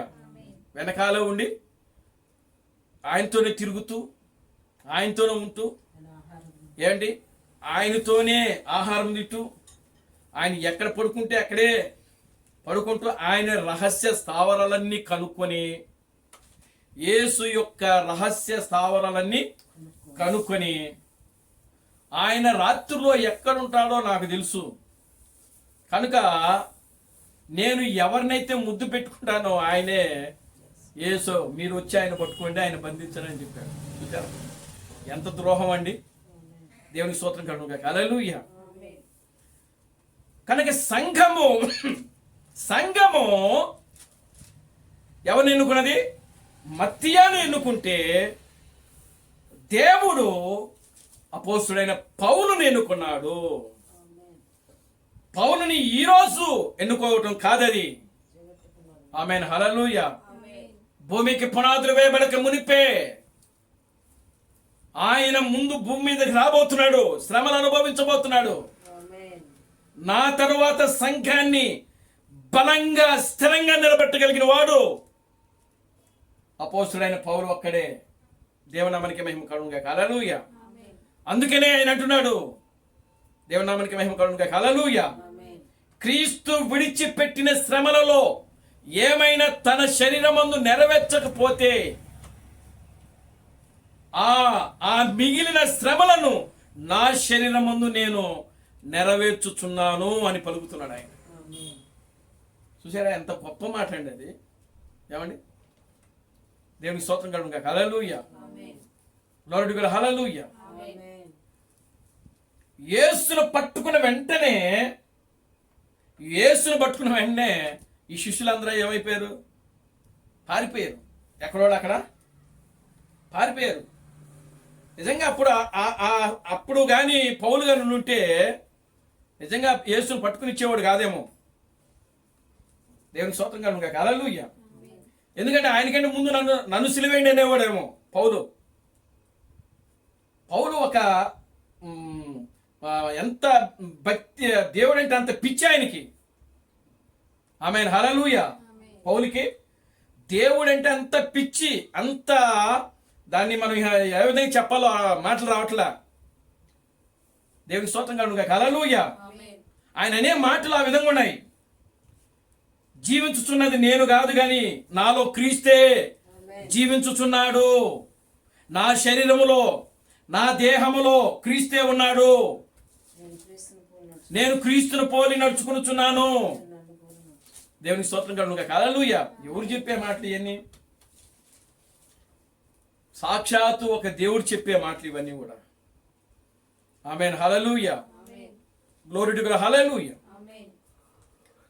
చూడండి ప్రియమైన దేవుని బిడ్డలారా, దేవుడు ఇక్కడ ఏమి చెప్పబోతున్నాడు అని అంటే, ఆ యొక్క ఇస్కరియోతు యూదా యొక్క స్థానములో దేవుడు మత్తీయను తృణీకరించి సౌలు అనబడినటువంటి పౌలును దేవుడు ఎన్నుకున్నాడు. అది ఎప్పుడు అనంటే తన యొక్క ముందు జ్ఞానము చేత. ఎప్పుడంటండి? ముందు జ్ఞానము చేత. ఆదిలోనే ఆయన ఏం చేశాడు? ఆదిలోనే ఆయన ఏం చేసినాడంటే అంతమును చూసిన దేవుడు ఆయన. ఆమేన్, హల్లెలూయా. ఈ సృష్టి సృష్టింపబడక మునిపే ఈ చివరి దినాల్లో ఏం జరగబోతున్నది అంతా కూడా చూశాడు ఆయన. ఆమేన్, హల్లెలూయా. కనుక ఇప్పుడు పౌలును ఆయన ఎప్పుడు ఎన్నుకున్నాడు? భూమికి పునాదులు వేయబడక మునిపే. కనుక ఇప్పుడు ఆ పౌలును రావాలి రంగం మీదకి. దేవునికి స్తోత్రం కలుగును గాక. హల్లెలూయా. కనుక ఆ 12 మంది అక్కడ ఫిలప్ అయిపోయారు. మరొక స్థానం లేదు అక్కడ. కానీ దేవుడు ముందుగానే ఏం చేసినాడంటే ఇస్కరేతు యూదా యేసును అప్పగిస్తాడని తెలుసు. ముందుగానే ఆ ప్లేస్ ఖాళీగా ఉంటుందని దేవునికి తెలుసు. తన ముందు జ్ఞానం చేత ఆయనకి తెలుసు. దేవునికి స్తోత్రం కలుగును గాక. హల్లెలూయా. అందుకనే ఆ స్థానములో దేవుడు ఏం చేసినాడంటే ప్రియులారా ఎవ్వరికి ఇవ్వకుండగా ప్రియులారా సంఘమైతే మత్తీయాను ఎన్నుకున్నది, కానీ దేవుడైతే ఆ స్థానంలో పౌలుని తీసుకొస్తున్నాడు. దేవునికి స్తోత్రం కలుగును గాక. హల్లెలూయా. చూడండి, మరొక వర్తమానంలో మాట్లాడుతున్నాడు ఆయన. దేవుని యొక్క చిత్తము లేకుండగా దేవునికి ఒక సేవ చేయు ప్రయత్నించుట అనే సందేశంలో మాట్లాడుతున్నాడు. చూడండి, దేవుని యొక్క చిత్తము లేకుండగా దేవునికి ఒక సేవ చేయు ప్రయత్నించుట అనే సందేశంలో మాట్లాడుతున్నాడు. మనిషి దగ్గర తాళపు చెవులు ఉన్నాయి, కానీ దేవుడు వాస్తవానికి ఆ తాళపు చెవులను పట్టుకొని ఉన్నాడు. దేవుని స్తోత్రం కలుగును గాక. హల్లెలూయా. మనిషి దగ్గర ఏమున్నాయంట? తాళపు చేతులు. పేతురుకి ఇచ్చాడు కదా. పేతురు, ఇదిగో నా ఈ బండ మీద నా సంఘమును కట్టుదును, పాతాళలోక ద్వారములు దాని ఎదుట నిలువజాలవు, పరలోకపు తాళపు చేతులు నీకు ఇచ్చుచున్నాను అని అంటాడు ఆయన. దేవుని స్తోత్రం కలుగును గాక. హల్లెలూయా. ఇచ్చింది ఎవరికి? పేతురికి. దేవునికి స్తోత్రం కలుగును గాక. హల్లెలూయా. కానీ వాటిని పట్టుకొనున్నది మాత్రం దేవుడు అంట. దేవుని నామానికి మహిమ కలుగును గాక. హల్లెలూయా. చూడండి, ఇక్కడ చెప్తున్నాడు, క్లియర్గా చెప్తున్నాడు. మనిషి దగ్గర తాళపు చెవులు ఉన్నాయి. ఏమండి, అర్థమవుతుందా? ఉన్నాయి, కానీ దేవుడు వాస్తవానికి ఆ తాళపు చేతులను పట్టుకొని ఉన్నాడు. వారు పరిశుద్ధ సంఘమైన శిష్యులకు తాళపు చేతులు ఇచ్చారు. మరి యూదా అతిక్రమంతో పడిపోయినప్పుడు వారు మొదటిసారి వాటిని ఉపయోగించడం గమనించండి. అంటే తాళపు చేతులు ఇచ్చాడు కదా, అంటే అది తాళపు చేతులు అంటే అధికారము. తాళపు చేతులు అంటే నువ్వు పరలోకములు దేన్నైతే బంధిస్తావో అది బంధించబడును, నీవు భూమి మీద దేనైతే విప్పుతావో అది పరలోకములో విప్పబడును. అంటే అధికారము. తాళపు చేతులు అని అంటే అధికారము. దేవుని స్తోత్రం కలుగును గాక. హల్లెలూయా. అంటే ఆ స్థానములో మీరు గమనించండి, ఆ స్థానములో, ఏ స్థానంలో? ఇస్కరియోతు యూదా యొక్క స్థానములో ఎవరినైనా తీసుకొని వచ్చి పెట్టే అధికారం కూడా వాళ్ళకు ఉంది. అర్థమవుతుందా? అందుకని సీట్లు వేసింది. ఎందుకు పేతురు ఊరికినే సీట్లు వేయలేదు? అర్థమైందా? దేవునామానికి మహిమ కలుగును గాక. హల్లెలూయా. ఎందుకు వారు అందరూ కూడుకొని వాళ్ళు పేర్లు రాసి సీట్లు వేశారని అంటే ఆ సీట్లు వేసి ఎన్నుకోగలగ అధికారము వాళ్ళకు ఉంది. అది దేవుని స్తోత్రం కలుగును గాక. హల్లెలూయా. సీట్లు వేశారు. వారు మొదటిసారిగా వాటిని ఉపయోగించడం గమనించారంట. ఏటిని ఉపయోగించడం? తాళపు చేతులు ఉపయోగించడం. అర్థమవుతుందా? అంటే అధికారాన్ని ఉపయోగించడం అప్పుడు గమనించారు వాళ్ళు. దేవునికి స్తోత్రం కలుగును గాక. హల్లెలూయా. దేంతో? సీట్లు వేయటంతో అది వాళ్ళు గమనించారు. దేవునికి స్తోత్రం కలుగును గాక. హల్లెలూయా. చూడండి, మొదటిసారి వాటిని ఉపయోగించడం గమనించండి. వారు ఒక చోట చేరి సీట్లు వేశారు. మరియు పరిశుద్ధులు సోదరులు, వారు పరిశుద్ధ సోదరులు కాదని ఎవరు చెప్పగలరు? ఎవరు కూడా చెప్పలేరు.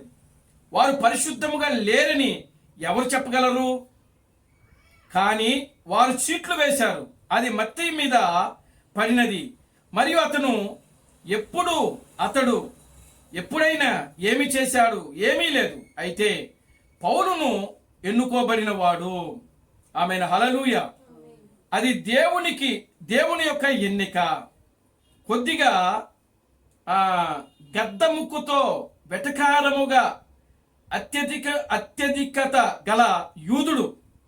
దేవుని స్తోత్రం కలుగునుగా. హల్లెలూయా. గద్ద ముక్కుతో వెటకారముగా అత్యధికత గల యూదుడు అంట ఆయన. ఎవరు? పౌలు. దేవుని స్తోత్రం కలుగునుగా. హల్లెలూయా. ఆమేన్. హల్లెలూయా. మత్తయి కాదు. డిడి మీకు తెలుసా? అతను కానీ దేవుడు పౌలును ఎన్నుకున్నాడు, సంఘము మత్తయ్యను ఎన్నుకున్నది. చూశారా? దేవుడు తప్పని చెప్పడానికి మీకు ఏ హక్కు లేదు. ఈరోజు ఏమంటున్నారు? క్రైస్తవ డినామినేషన్ సంఘాలు, లేకపోతే ఈ లోకంలో ఎన్ని మత శాఖలు అయితే ఉన్నాయో, ఎన్ని సంఘ శాఖలు అయితే ఉన్నాయో, వాళ్ళందరూ కూడా దేనికి సపోర్ట్ చేస్తారు? మత్తయికే సపోర్ట్ చేస్తారు. మత్తయినే ఎన్నుకున్నారంటారు.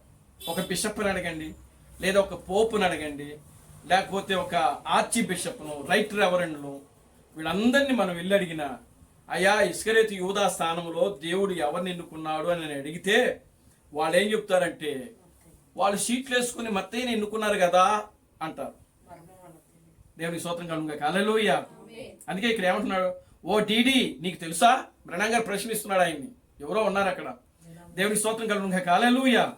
కానీ పౌలుని ఎన్నుకున్నాడు, సంఘము మత్తయిని ఎన్నుకున్నది. చూశారా? దేవుడు తప్పని నువ్వు చెప్పగలవా? ఆయన అడుగుతున్నాడు ఆయన్ని. ఎవరిని? ఆ డిడి అనేటువంటి వ్యక్తిని అడుగుతున్నాడు. దేవుని స్తోత్రం కలుగునుగాక. హల్లెలూయా. ఏ హక్కు లేదు. ఆయనకి ఏమి చేయాలో తెలుసు. మనిషిని ఎలా తయారు చేయబడ్డాడో ఆయనకు తెలుసు. ఎవరు ఎప్పుడైనా, ఆ సంఘము ఎప్పుడైనా పౌలును ఎన్నుకున్నదా? ఎప్పటికీ కాదు. ఆ వ్యక్తి మా అందరినీ జైల్లో పెడతాడని అనుకున్నారు. ఎవరు? ఒకవేళ సౌలు అనబడిన పౌలు వస్తే అతను వచ్చినప్పటికీ అతను ఒకవేళ గొర్రె చర్మం కప్పుకున్న తోడేలాగా ఉండి మనల్ని అందరినీ తీసుకుని వెళ్ళి ఎక్కడ పెడతాడనుకుంటున్నారు? జైల్లో పెట్టేస్తాడనుకుంటున్నారు వీళ్ళు. దేవునికి స్తోత్రం కలుగునుగాక. హల్లెలూయా. కానీ దేవుడు అతను నా కోసము ఎలా బాధను అనుభవిస్తాడో నేను అతనికి చూపిస్తాను అని అన్నాడు. అతనికి ఏమి తెలుసు? సరే, మనము ఎవరు సరైన వారము అనుకున్నాం, దానితో పని లేదు.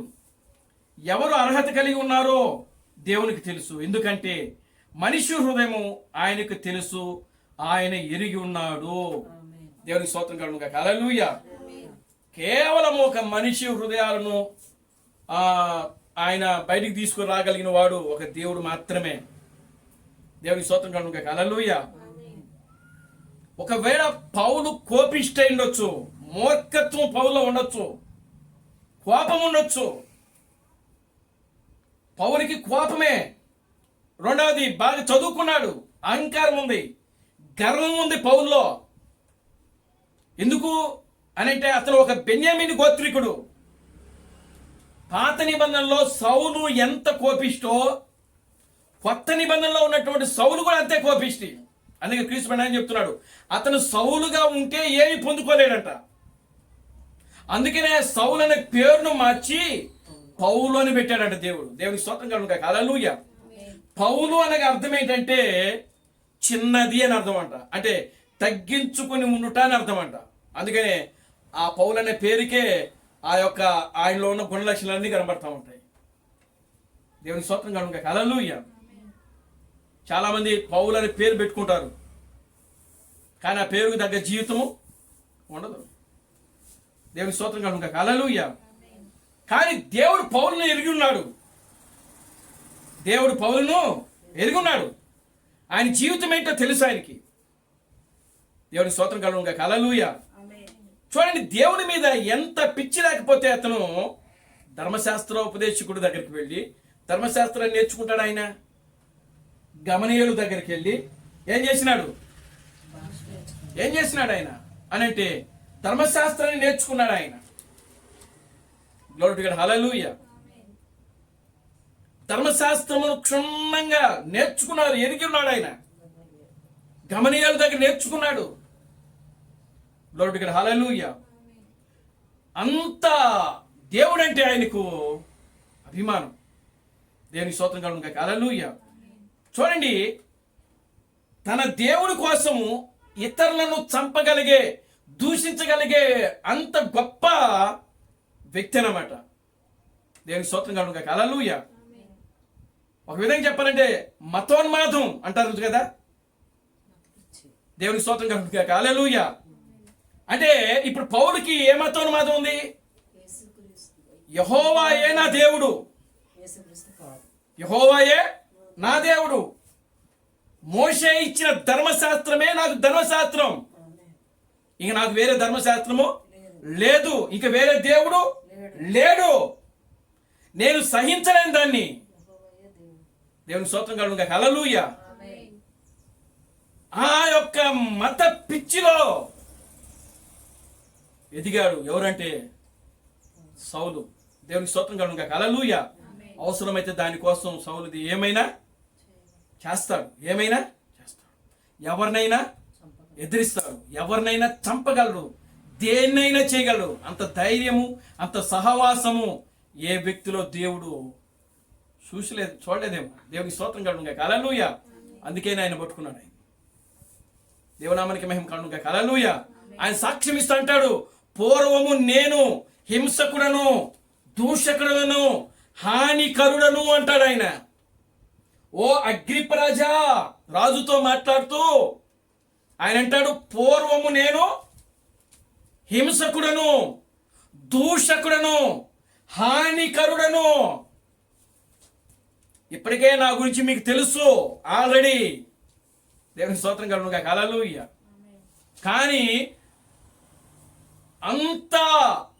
అంత గొప్ప వ్యక్తి ఇక్కడ ఒక రాజు సన్నిధిలో నిలబడి ఆయన తగ్గించుకుంటున్నాడు అక్కడ. దేవునామానికి మహిమ కలుగును గాక, హల్లెలూయా. ఒక దగ్గర అంటాడు, నేను కత్తి పడితే మిమ్మల్ని జయించలేనా అంటాడు ఆయన. దేవునికి స్తోత్రం కలుగును గాక, హల్లెలూయా. ఎవరు?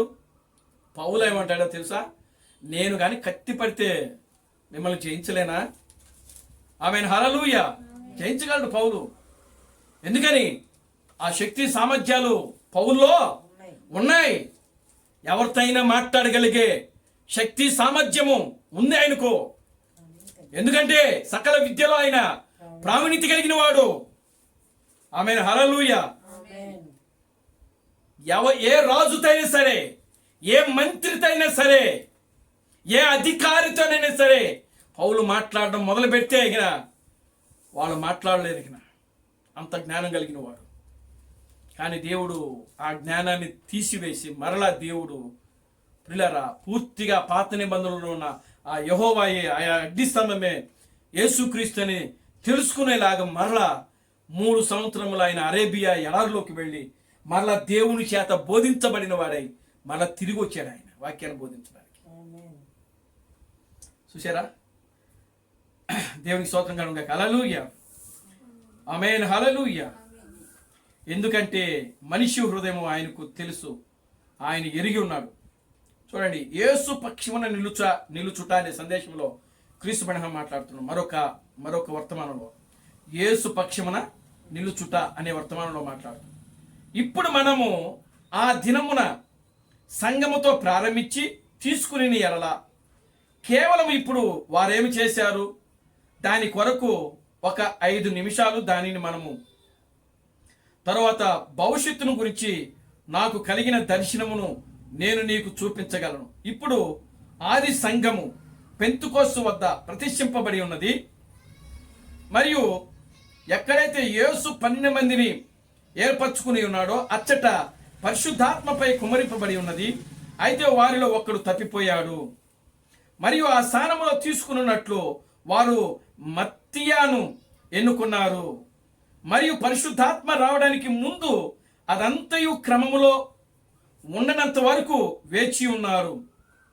లేఖనము నెరవేరునట్లు అతిక్రమము చేత తన ప్రధానత్వమును నిలుపుకొనక పడిపోయిన యూదా స్థానమును తీసుకొనుటకు వారు ఒకరినొకరు ఎన్నుకొనవలసి ఉండెను. చూసారా, యోధా స్థానమును ఎవరో ఒకరు తీసుకోవడానికి వాళ్ళు అక్కడ కూడుకొని ఉన్నారంట. దేవుని స్తోత్రంగా ఉండగా హల్లెలూయా. కానీ దేవుడు అక్కడ లేడు. అప్పుడు ఇంకా పరిశుద్ధాత్మ అక్కడ లేదు. అసలు పరిశుద్ధాత్మ రాకముందు వాళ్ళ ఆలోచనలు అవి. దేవుని స్తోత్రంగా ఉండగా హల్లెలూయా. వాళ్ళ ఉద్దేశాలు అవి. కానీ దేవుడు ప్రియులారా గమనించండి, ఆ పరిశుద్ధాత్మ వాళ్ళ మీదకి వచ్చినప్పుడు దేవుడు తన యొక్క ఆ యొక్క 40 రోజుల తర్వాత పెంతుకోస్తు దినమందు ఆ పెంతుకోస్తుకు ఒక 50 రోజుల తర్వాత మరలా దేవుడు ఏం చేసినాడంటే పౌలుని ఎన్నుకున్నాడు. ఆయన దేవుని స్తోత్రం కలుగుగాక హల్లెలూయా. 53లో పౌలు వచ్చాడు. దేవునామానికి మహిమ కలుగుగాక హల్లెలూయా. ఎప్పుడు వచ్చాడు? 53లో. అప్పటికి సంఘము బాగా విస్తరించింది. ఆమేన్ హల్లెలూయా. కనుక పౌలు వచ్చేటప్పటికి సంఘము బాగా విస్తరించింది, సంఘము బాగా పెరిగింది. యూదయలో, యెరూషలేములో ప్రియులారా ఇంకా చుట్టుపక్కలంతా కూడా సంఘము బాగా విస్తరించింది. పౌలు ఎప్పుడైతే వచ్చాడో, సౌలు ఎప్పుడైతే వాళ్ళు పట్టుకోవడానికి చూస్తున్నాడో వాళ్ళందరూ కూడా ఏమైపోయారంటే చెల్లా చెదరైపోయారు. సౌలుకి భయపడి సంఘం ఏమైంది? చెల్లా చెదరైపోయింది. దేవుని స్తోత్రం కలుగుగాక హల్లెలూయా. సంఘము అక్కడ కొంతమంది, అక్కడ కొంతమంది, అక్కడ కొంతమంది తలదాల్చుకోవడం ప్రారంభించారు. దేవుని స్తోత్రం కలుగుగాక హల్లెలూయా. ఎందుకు? సౌలుకి భయపడి. ఆమేన్ హల్లెలూయా. అంతటి మహా గొప్ప మతోన్మాది ఈ సౌలు.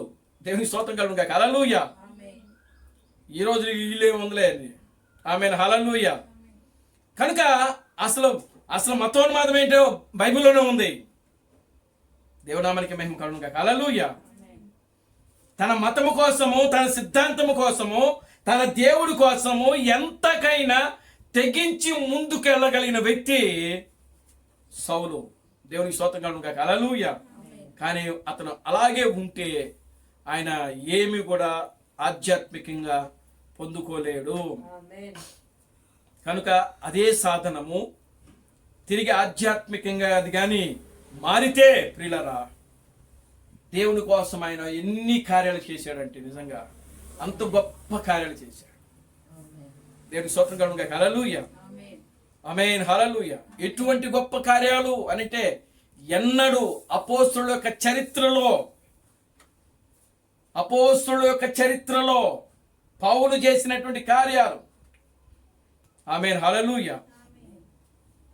కొత్త నిబంధన సంఘములో ఏ వ్యక్తి కూడా చేయలేదు. అటువంటి ఒక గొప్ప కార్యాలు ఆయన చేశాడు. దేవుని స్తోత్రం కలుగుగాక హల్లెలూయా.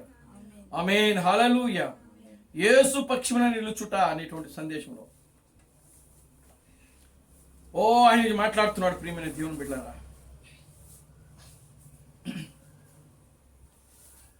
దేవుడు మారని దేవుడైన, ఆమేన్ హల్లెలూయా, దేవుడు మారని దేవుడైన, మార్పు లేని దేవుడైన ఆయన నిన్న నేడు నిరంతరము ఒకటే రీతిగా ఉన్న దేవుడైన. గ్లోరీ టు గాడ్ హల్లెలూయా. పాత నిబంధనలో మోషే ద్వారా దేవుడు ప్రియులరా ఏ విధంగా అయితే ఆయన 7 పుస్తకములు రాయించాడు. ఆయన మోషే ఎన్ని పుస్తకాలు రాశాడండి? 5 పుస్తకాలు రాశాడు. తెలుసా? 5 కాండాలు రాసింది ఎవరు రాశారు? ఆది కాండము నుండి ద్వితీయోపదేశ కాండం వరకు ఎవరు రాశారు? మరి యోబు గ్రంథాన్ని ఎవరు రాశారు? కీర్తనలో కొన్ని కీర్తనలు రాశారు మోషే. మొత్తం మోషే రచించిన పుస్తకాలు ఎన్ని? 7 పుస్తకాలు రాశాడు ఆయన. ఏంటండి? 7 కాండాలు ఎన్ని? 5 కాండాలు, యోబు గ్రంథము, తర్వాత కీర్తనలు. దేవునికి స్తోత్రం కలుగుగాక హల్లెలూయా. పాత నిబంధనలో అన్ని గ్రంథాలు రాసిన వాళ్ళు ఇంకా వేరే వాళ్ళు ఎవరు లేరు. అసలు మోషే రాసినన్ని గ్రంథాలు, మోషే రాసింది 7 గ్రంథాలే.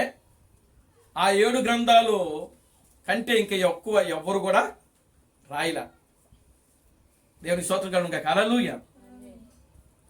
ధర్మశాస్త్రాన్ని రాయడానికి దేవుడు కృప చూపించాడు మోషే ద్వారా. ఆమెను. హల్లెలూయా. పాత నిబంధన స్థిరపరచడానికి దేవుడు మోషేని ఎన్నుకున్నాడు. ఆమెను. హల్లెలూయా.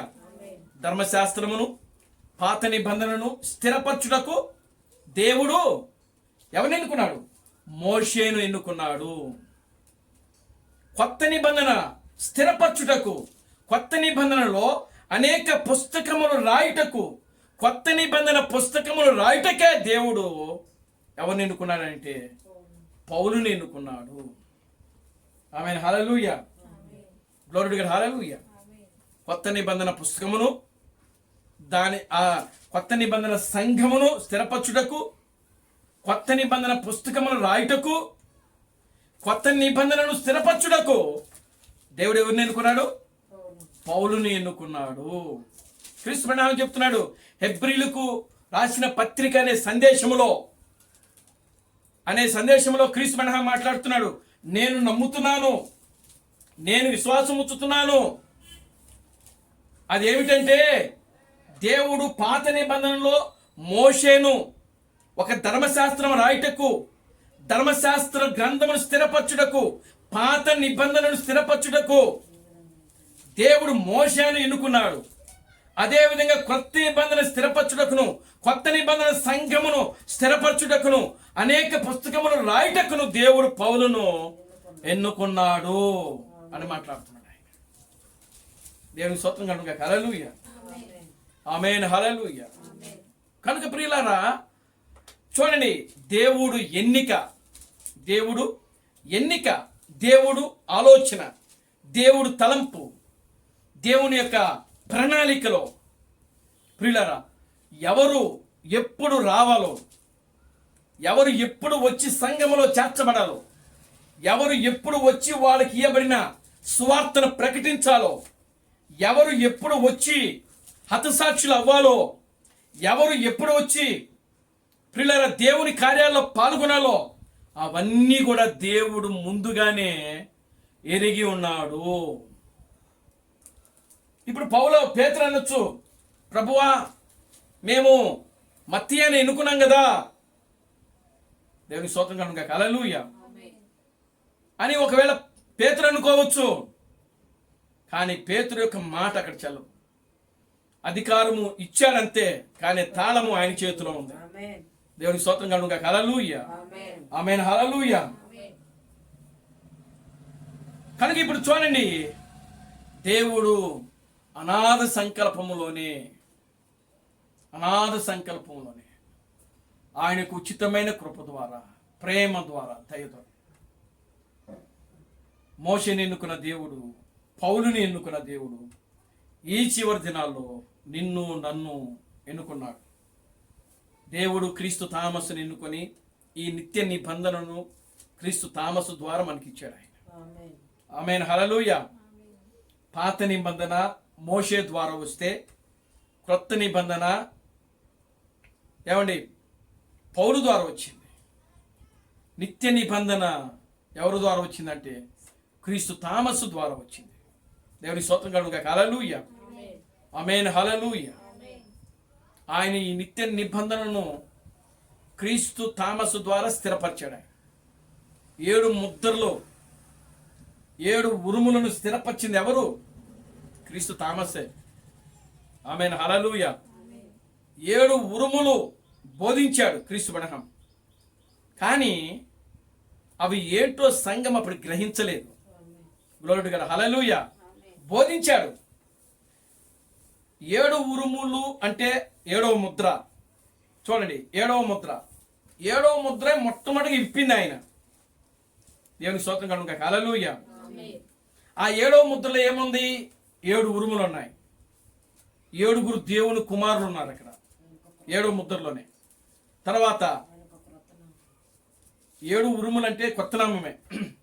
తర్వాత వధువు, ఆ 700 మంది లిస్టు, 700 మంది కాదు, ఆ వధువులో ఎవరెవరైతే భాగం ఉన్నారో వాళ్ళందరూ కూడా ఎక్కడ ఉన్నారు? 7వ ముద్రలో ఉన్నారు. వాళ్ళందరినీ చూసాడు, ఆయన పేరు కూడా అందులోనే ఉంది. అప్పుడు అసలు దేవుడు అంటే ఏంటి, దేవుడు ఎవరు, దేవుడు ఏమై ఉన్నాడు, అసలు దేవుడు అంటే ఏంటి అన్న ప్రణాళిక అప్పుడు అర్థమైంది ఆయనకి. ఎవరికి? ప్రభు అయిన క్రీస్తు బ్రహ్మ. అందుకని అప్పుడు 7 ముద్రలు తెరవడానికి ముందే ఆయన ఏం చేసినాడు? సామాన్యతలో దాగి ఉన్న దేవుడని ప్రసంగం చేశాడు. ఎందుకో తెలుసా? దేవుడు అంటే ఆయనకి అర్థమైపోయింది. దేవుడు అంటే ఒక సామాన్యతలోనే ఉన్నాడు. ఆ దేవుడు ఇప్పుడు ఎక్కడో లేడు కదా, అది నేనే అని గ్రహించాడు ఆయన. దేవుడికి స్తోత్రం కలుగును గాక. హల్లెలూయా. అందుకనే ఏం టైటిల్ పెట్టాడు? దేవుడు సామాన్యతందు తనను తాను మరుగు చేసుకుని పిదప అందులోనే తనను బయలుపరుచుకునుట అని సందేశం ఇచ్చాడు. అంటే తను ఎవరో చెప్పకనే చెప్తున్నాడు ఆ సందేశంలో. ఏ సందేశంలో? దేవుడు సామాన్యత యందు తనను తాను మరుగు చేసుకుని పిదప అందులోనే తనను బయలుపరుచుకునుట అనే సందేశంలో తను ఎవరో ఆయన చెప్పకనే చెప్పేశాడు. అదే ఎరువులు. కానీ జనాలకు అర్థం కాల. జనాలకి ఆ రోజు జనాలకే కాదులే, ఇప్పుడున్న జనాలకు కూడా కొంతమందికి అర్థం కాని పరిస్థితిలో ఉంది. దేవునికి స్తోత్రం కలుగును గాక. హల్లెలూయా. దాని తర్వాత ఏంటి? ఆయన ఇచ్చిన తర్వాత సందేశం ఏంటి? 7 ముద్రలకు 7 సంఘకాలాలకు మధ్యనున్న ఎడమ అని ఇచ్చాడు. దేవునికి స్తోత్రం కలుగును గాక. హల్లెలూయా. దాంట్లో మధ్యవర్తి స్థానం గురించి మాట్లాడుతున్నాడు ఆయన. 7 ముద్రలకు 7 సంఘకాలాలకు మధ్యలో ఒక ఎడమ ఉంది. ఆ ఎడమ అంటే ఏంటి? అది మధ్యవర్తి స్థానం. అది ఆ మధ్యవర్తి ఎవరో ఆ ప్రసంగంలో చెప్పకనే చెప్పేశాడు ఆయన. దేవునికి స్తోత్రం కలుగును గాక. హల్లెలూయా. ఆమేన్. హల్లెలూయా. అప్పుడు మొదటి ముద్ర, 2వ ముద్ర, అసలు 7వ ముద్ర మీకు అర్థం కావాలంటే దేవుడు సామాన్యతలో దాగి ఉన్న దేవుడు అర్థమైతే చాలు. దేవుడు ఏంటో మీకు అర్థమైపోయింది. దేవుని నామానికి మహిమ కలుగును గాక. హల్లెలూయా. మీరెవరో, మీ స్థానం ఏంటో కూడా అందులోనే ఉంటుంది. Glory to God. హల్లెలూయా. కనుక ప్రియమైన దేవుని బిడ్డలారా, దేవుడు ఆయన తనను తాను ఏం చేసుకుంటున్నాడంటే మరుగు చేసుకున్నాడు. దేవునికి స్తోత్రం కలుగును గాక. హల్లెలూయా. దేవుడు ఏమై ఉన్నాడో ఆయన మరుగు చేసుకుంటున్నాడు. దేవుడు ఏమై ఉన్నాడో ఆయన తనను తాను బయలుపరుచుకుంటున్నాడు. కనుక ఈరోజు క్రీస్తు థామస్ వచ్చి నీవెవరు, నీవు ఏమై ఉన్నావు, నీ స్థానం ఏంటి? ఆయన దేవుడి గురించి చెప్పడానికి రాలేదు. ఆల్రెడీ దేవుని గురించి 6000 సంవత్సరముల గురించి చెప్పబడుతూనే వస్తుంది. అవునా? మోషే వచ్చాడు, దేవుని గురించి బోధించాడు. యేసుక్రీస్తు వచ్చాడు, క్రీస్తుని గురించి బోధించాడు. పౌలు వచ్చాడు, ఇంకా కొంచెం ఎక్కువగా తెలిసింది మనకు. ఎవరు దేవుని గురించి చెప్పలేదు? వచ్చిన ప్రతి ప్రవక్త కూడా దేవుని గురించి వివరించడమే జరిగింది. దేవునికి స్తోత్రం కలుగును గాక. హల్లెలూయా. దేవుడు అంటే అంత గొప్పవాడు. ఈవెన్ క్రీస్తు బ్రహ్మ కూడా ఆయన దేవుని గురించే చెప్పాడు, బోధించాడు ఆయన. కానీ క్రీస్తు థామస్ దేవుని గురించి చెప్పడానికి రాలేదు ఆయన. ఆమేన్. హల్లెలూయా. మరి ఎవరి గురించి చెప్పడానికి వచ్చాడు? దేవునికి స్తోత్రం కలుగును గాక. హల్లెలూయా. క్రీస్తు థామస్ వచ్చింది దేవుని గురించి చెప్తూనే అసలు నీవెవరు, నీవు ఏమై ఉన్నావు, నువ్వు ఎక్కడి నుంచి వచ్చావు, నీ స్థానం ఏంటి, ఇది చెప్పడానికి వచ్చాడు క్రీస్తు థామస్. దేవుని గురించి చెప్పడానికి కాదు. ఆల్రెడీ దేవుడు అంటే 6000 సంవత్సరాలుగా మారుమ్రోగిపోయింది ప్రపంచానికి. ఇంక దేవుడి గురించి మనం ఏం చెప్పాల్సిన అవసరమే లేదు అసలు. నువ్వేంటి, నీ స్థానం ఏంటి, నువ్వెవరు, అసలు నువ్వు ఎక్కడి నుంచి వచ్చావు, నువ్వు ఎందుకు వచ్చావు, ఇది గ్రహించడమే మనం చేయాల్సిన కార్యం. అది చెప్పడానికే క్రీస్తు థామస్ వచ్చాడు. ఎందుకంటే అందులో ప్రధానమైన వ్యక్తి ఎవరు అంటే ఆయనే కనుక. దేవునికి స్తోత్రం కలుగును గాక. హల్లెలూయా. మొదటి గింజ ఆయనే కాబట్టి, ప్రథమ గింజి సమకూర్చబడిన గింజలలో ప్రథమ ఫలం ఆయనే కాబట్టి ముందు ఆయన ఎవరు, నీవెవరు? దేవునికి స్తోత్రం కలుగును గాక. హల్లెలూయా. నీవు ఏమైనావు, నువ్వు ఎక్కడి నుంచి వచ్చావు, నీవు ఇప్పుడు ఏం చేస్తున్నావు, నీ స్థానం ఏంటి? దేవునికి స్తోత్రం కలుగును గాక. హల్లెలూయా. ఇది ఎరిగి దానిని గ్రహించి దాని ప్రకారం జీవించడమే ఈరోజు పెండ్లి కుమార్తె చేయవలసిన గొప్ప పని. దేవునికి స్తోత్రం కలుగును గాక. హల్లెలూయా. దేవుడు అంటే ఏంటో మనకు అర్థమైంది. ఏంటి దేవుడు అంటే? దేవునికి స్తోత్రం కలుగును గాక. హల్లెలూయా. దేవుడు అంటే ఏంటి? దేవునికి స్తోత్రం కలుగును గాక. హల్లెలూయా. మరి దేవుడు అంటే అర్థమైతేనే ముందు మీరేంటో అర్థమవుతుంది. దేవుని నామమునకు మహిమ కలుగును గాక. హల్లెలూయా. దేవుడు అని అంటే ఒక పరిపూర్ణ మానవ స్వరూపం ఉంది కదా, అందులో ఉన్న గుణ ఆత్మ యొక్క ప్రథమ ఫలాలు ఉన్నాయి కదా. ఆత్మ యొక్క ఫలములు, ఆత్మ యొక్క ఏంటి, ఆత్మ యొక్క ఫలములు ఏమనగా ప్రేమ, సంతోషము, సమాధానము, దీర్ఘశాంతము, దయాళత్వము, మంచితనము, విశ్వాసము, ఆశా నిగ్రహము, సాత్వికము, ఇవన్నీ. దేవుని స్తోత్రం కలుగును గాక. హల్లెలూయా. చూడండి, పేతురు రాసినటువంటి 2వ పేతురు 1వ అధ్యాయము, గలతీయులకు రాసిన పత్రిక. చెప్పాం కదా ఇవన్నీ. సీయోను కుమారిని నీవు అలంకరించుకో. నీ అలంకరణ ఏంటి? ఆత్మఫలం ఏమనగా ఆత్మఫలం ఏమనగా ప్రేమ, ఆ, సంతోషము, ఆ, సమాధానము, ఆ, దీర్ఘశాంతము, ఆ, దయాళత్వము, ఆ, మంచితనము, ఆ, విశ్వాసము, ఆ, సాత్వికము, ఆ, ఆశా నిగ్రహము. అది ప్రేమ అంటే, దేవుడు అంటే అది. ఆత్మఫలం ఏమనగా, ఆత్మ అంటే ఎవరు? దేవుడు ఆత్మ గనుక ఆయనను ఆరాధించువారు దేవుడు ఏమై ఉన్నాడు కనుక. ఆత్మ అంటే రూపం లేనివాడు, కానీ రూపం వచ్చినప్పుడు ఈ గుణ లక్షణాలన్నీ ఆయన నుంచి బయటకు వచ్చాయి. అవునండి, దేవుని స్తోత్రం కలుగును గాక. హల్లెలూయా. ఆయన ఒక శరీరధారిగా భూమి మీదకి ప్రత్యక్షమైనప్పుడు ఏ గుణ లక్షణాలు వచ్చినాయి ఆయనలో? ఇప్పుడు మనం చదివాను చూసావా, ఆత్మ ఫలం ఏమనగా ఆ గుణ లక్షణాలన్నీ ఆయనలో బయటపడ్డాయి. దేవుని స్తోత్రం కలుగును గాక. హల్లెలూయా. 2వ పేతురు 1వ అధ్యాయము, 2వ పేతురు 1వ అధ్యాయం చదవండి. ఆ హేతువ చేతనే మీ మట్టుకు మీరు పూర్ణ జాగ్రత్త గలవారై ఉండి మీ విశ్వాసమునకు మీ విశ్వాసం. చూడండి, ఇక్కడ విశ్వాసముతో ప్రారంభించాడు, అక్కడేమో ప్రేమతో ప్రారంభించాడు. గలతీయులకు రాసిన పత్రిక 5వ అధ్యాయం 22లో ఆత్మ ఫలం ఏమనగా అని ప్రారంభించి అక్కడ ప్రేమతో ప్రారంభించాడు. కానీ ఇక్కడ పేతురు ఏమంటున్నాడంటే విశ్వాసముతో ప్రారంభిస్తున్నాడు. విశ్వాసమునందు సద్గుణము, సద్గుణమునందు జ్ఞానము, జ్ఞానమునందు ఆశా నిగ్రహము, ఆశానిగ్రహమునందు సహనమును, సహనమునందు భక్తిని, భక్తి యందు సహోదర ప్రేమ, సహోదర ప్రేమ యందు దయను అమర్చుకొనుడి. ఇవి మీకు కలిగి విస్తరించిన ఎడల అవి మన ప్రభువైన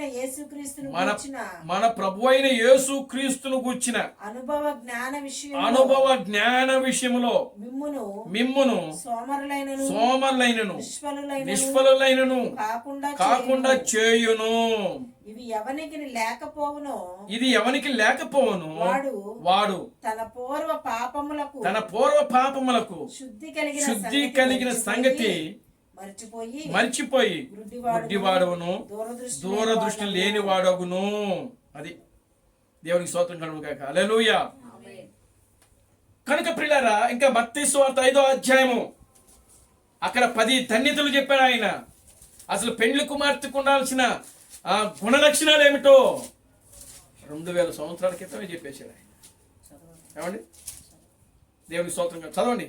ఆత్మ విషయమై ఆత్మ విషయమై దీనులైన వారు ధన్యులు. దీనులైన వారు ధన్యులు. పరలోక రాజ్యము వారిది. పరలోక రాజ్యము వారిది. దుఃఖపడువారు ధన్యులు. దుఃఖపడవారు ధన్యులు. వారు ఓదార్చబడుదురు. వారు ఓదార్చబడుదురు. సాత్వికులు ధన్యులు. సాత్వికులు ధన్యులు. వారు భూలోకమును స్వతంత్రించుకుందురు. వారు భూలోకమును స్వతంత్రించుకుందురు. నీతి కొరకు ఆకలి దప్పులు గల నీతి కొరకు ఆకలి దప్పుల వారు గలవారు ధన్యులు. వారు తృప్తిపరచబడుదురు. వారు తృప్తిపరచబడుదురు. కనికరము గలవారు ధన్యులు. కనికరము గలవారు ధన్యులు. వారు కనికరము పొందుదురు. వారు కనికరము పొందుదురు. హృదయ శుద్ధి హృదయ శుద్ధి గలవారు ధన్యులు. వారు దేవుని వారు చూచెదరు. దేవుని చూచెదరు. సమాధానపరచువారు ధన్యులు. వారు దేవుని కుమారులు అనబడుదురు.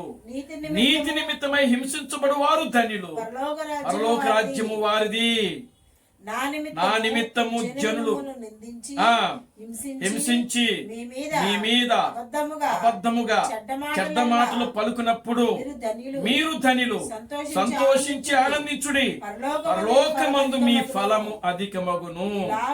ఇలాగున మీరు పూర్వముండిన ప్రవక్తలను హింసించిరి. దేవునికి స్తోత్రం కలుగుగాక. హల్లెలూయా. అవ్వండి. కనుక ఇక్కడ యేసుక్రీస్తు చెప్పిన 10 ధన్యతలు గలతీయులకు రాసిన పత్రికలో 5వ అధ్యాయం 22లో చెప్పబడిన ఆ యొక్క 9 ఆత్మ ఫలాలు, 2వ పేతురు 1వ అధ్యాయము 5-6 వచనాల్లో రాయబడినటువంటి ఒక పరిపూర్ణమైన మానవుని యొక్క స్వరూపం యొక్క గుణలక్షణాలు ఏమో పేతురు అక్కడ చెప్తా ఉన్నారు. ఏమండి, ఇవి ఏమై ఉన్నాయి అని అంటే పూర్తిగా దేవుడు ఏమై ఉన్నాడో తెలిపే గుణలక్షణాలు ఇవి. అవునా? దేవుని స్తోత్రం కలుగుగాక. హల్లెలూయా. దేవుడు ఏమై ఉన్నాడో తెలిపే గుణలక్షణాలు. కనుక దేవుడు ఎవరో అంటే తెలియాలనంటే ఈ గుణలక్షణాలు ఉన్నవాడే దేవుడు అవుతాడు. ఆమేన్. హల్లెలూయా. ఈ గుణలక్షణాలు ఉన్నవాడే. కనుక ఈ రోజున నీవేమై ఉన్నావు, నీవెవరు అసలు, నీవేమై ఉన్నావు, నువ్వు ఎక్కడి నుంచి వచ్చావు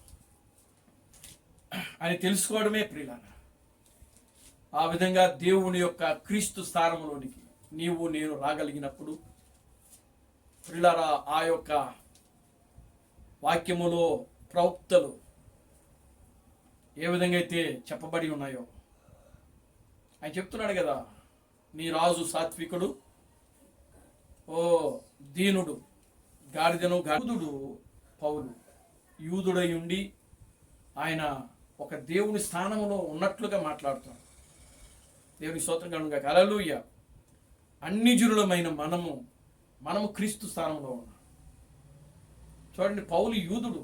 ఆయన ఎంత బోధించినా ఎంత చేసినా ఆయన వధువులకి లెక్కలోకి రాడు. ఆయన దేవుని స్తోత్రం కలుగుగాక. హల్లెలూయా. కానీ వధువు లెక్కలోకి వచ్చేది ఎవరు అని అంటే అన్ని జనులమైన మనమే. కానీ ఆ మాటలన్నీ ఈరోజు మనం పలకాల. ఎవరు పౌలు ఏ మాటలైతే పలికాడో ఆ మాటలన్నీ కూడా మనం పలకాలి ఈ రోజున. నిజంగా క్రీస్తు బ్రహ్మము, క్రీస్తు థామసు వారి శరీరమందు వారు అనుభవించిన శ్రమలు, వారు అనుభవించినటువంటి శోధనలు ఇంకా ఏమైనా మిగిలి ఉంటే అవి మన శరీరమందు ప్రియులారా అవి నెరవేర్చబట్టకు మనం ఇష్టపడాలి, మనం సంతోషపడాలి. ఆ విధంగా మన జీవితాలు మనం త్యాగం చేయాలి. ప్రియమైన దేవుని బిడ్డలారా, లోకాశలు, నేత్రాశలు, జీవపు ఢమ్మములు ఇవన్నీ విడిచిపెట్టి ప్రియులారా మన ఆత్మలో ఈనాడు క్రీస్తు థామసు ఏ సందేశం అయితే ఇచ్చాడో ఆ సందేశమును పూర్తిగా గ్రహించి మన ఆత్మీయంగా మనం ముందుకు వెళదాం. దేవుడు తన పరిశుద్ధ వాక్యములను దీవించి ఆశీర్వదించునుగాక. ఆమేన్. ప్రార్థన చేసుకుందాం. దయచేసి అందరూ కూడా లేచి నిలబడండి, ప్రార్థన చేద్దాం. అందరూ కూడా ప్రార్థన చేద్దాం. మమ్మలను మిక్కిలిగా ప్రేమించిన మా మంచి తండ్రి, జీవం గల దేవుడా, జీవాధిపతి, నా ప్రభువైన అబ్రహాం క్రీస్తు నీ పవిత్రమైన పాదాలకు వందనాలు, స్తుతులు, స్తోత్రము నాయన. ఇస్కరియోతు యూదా యొక్క స్థానములో దేవుడు ఎవరిని ఎన్నుకొనేను అనే వర్తమానం ఆయన మీరు మాకు ఇచ్చినందుకే మీకు వందనాలు. 2 భాగాలుగా నాయన మాట్లాడుకోవడానికి మీరు చూపిన కృపను బట్టి, ప్రేమను బట్టి మీకు వందనాలు ప్రభువా. నిశ్చయంగా నాయన అదిగో నా ప్రభు ఎన్నడూ లేనిటువంటి ఒక గొప్ప సందేశం. ఓ పాత నిబంధనలో ప్రవక్తలు పరిశుద్ధులకు లేనిటువంటి గొప్ప సందేశం. కొత్త నిబంధనలో ఉన్నటువంటి ఓ పరిశుద్ధులకు అపోస్తులకు 7 సంఘకాలాల్లో ఉన్నటువంటి ప్రవక్తలకు లేనిటువంటి ఒక గొప్ప సందేశాన్ని ఈ చివరి దినాల్లో క్రీస్తు థామస్ యొక్క ద్వారానైన మీరు మాకు అనుగ్రహించారు ప్రభువా. మేము ఎవరిమి, మేము ఏమై ఉన్నాం, మేము ఎక్కడి నుంచి వచ్చాం, మేము నాయన ఏమై ఉన్నాము దానిని పూర్తిగా గ్రహించి దాని ప్రకారం జీవించే జీవితాలు మీరు మాకు దయచేయండి ప్రభువా. అదుగు నా తండ్రి, నిశ్చయముగా వర్తమానము అంగీకరించడం కాదు కానీ వర్తమానం ప్రకారం జీవించడమే ముఖ్యమైన కార్యము ప్రభువా. దయ్యము కూడా వాక్యమును అంగీకరించుచున్నది కానీ అది ఆ వాక్య ప్రకారం నడవలేదు. కానీ దాని ప్రకారం జీవించిన వాడే ధన్యుడని వాక్యంలో రాయబడింది. మేము సంపూర్ణంగా నాయన నీ వాక్యానుసారంగా ఈ చివరి దినాల్లో నీవు ఏ వర్తమానం అయితే ఇచ్చావో ఆ వర్తమానం ప్రకారం గ్రహించి దాని ప్రకారం జీవించే జీవితాలు మీరు మాకు దాయించారు. ఇక్కడ కూడిన ప్రతి బిడ్డను దీవించారు. ఈ సాయంకాలపు దీవంతో సమస్త ఘనత మహిమను తెచ్చుకోండి. జీవం కలిగిన నా ప్రభు అయిన క్రీస్తు బ్రహ్మను సర్వశక్తి కలిగిన నామములో ప్రార్థించి స్తుతించి వేడుకొనుచున్నాము. ఆమేన్. అందరూ కూడా 2 చేతులు పైకెత్తి కోరస్ పాడుతుంది. Christ Branham never fails. Christ Branham never fails. Christ Branham never fails in thee. Hallelujah. Hallelujah. Christ Branham never fails in thee. He is coming very soon. He is coming very soon. He is coming very soon in thee. Hallelujah.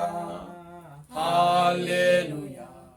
He is coming very soon in thee. నా ప్రాణమా ప్రభువు స్తుతించుము, నా అంతరము సమస్తమైన పరిశుద్ధ నామమును స్తుతించుము. నా ప్రాణమా ప్రభువును స్తుతించుము. ప్రభు అయిన క్రీస్తు బ్రహ్మం చేసిన ఉపకారములు దేనిని మరువకుము. ఆమేన్. రాజులకు రాజుగా ప్రభువులకు ప్రభువుగా పెండ్లి కుమారుడుగా తెర మీద ప్రత్యక్షము కానున్న ప్రభు అయిన క్రీస్తు బ్రహ్మం యొక్క కృపా సమాధానము ఇక్కడ కూడిన ప్రతి బిడకను ఈ ప్రపంచంలో క్రీస్తు థామస్ను క్రీస్తుగా అంగీకరించి క్రీస్తు బ్రహ్మమే దేవుడు, క్రీస్తు బ్రహ్మమే రాజులకు రాజు, క్రీస్తు బ్రహ్మమే ప్రభువులకు ప్రభు అని నమ్మి విశ్వసించి ఆరాధిస్తున్న ప్రతి బిడ్డకును ఇప్పుడును సదాకాలము తోడైంది నడిపించును గాక. ఆమేన్. ఆమేన్. అందరికీ వందనాలు. ప్రభు మిమ్మల్ని దీవించి ఆశీర్వదించును గాక. ఆమేన్.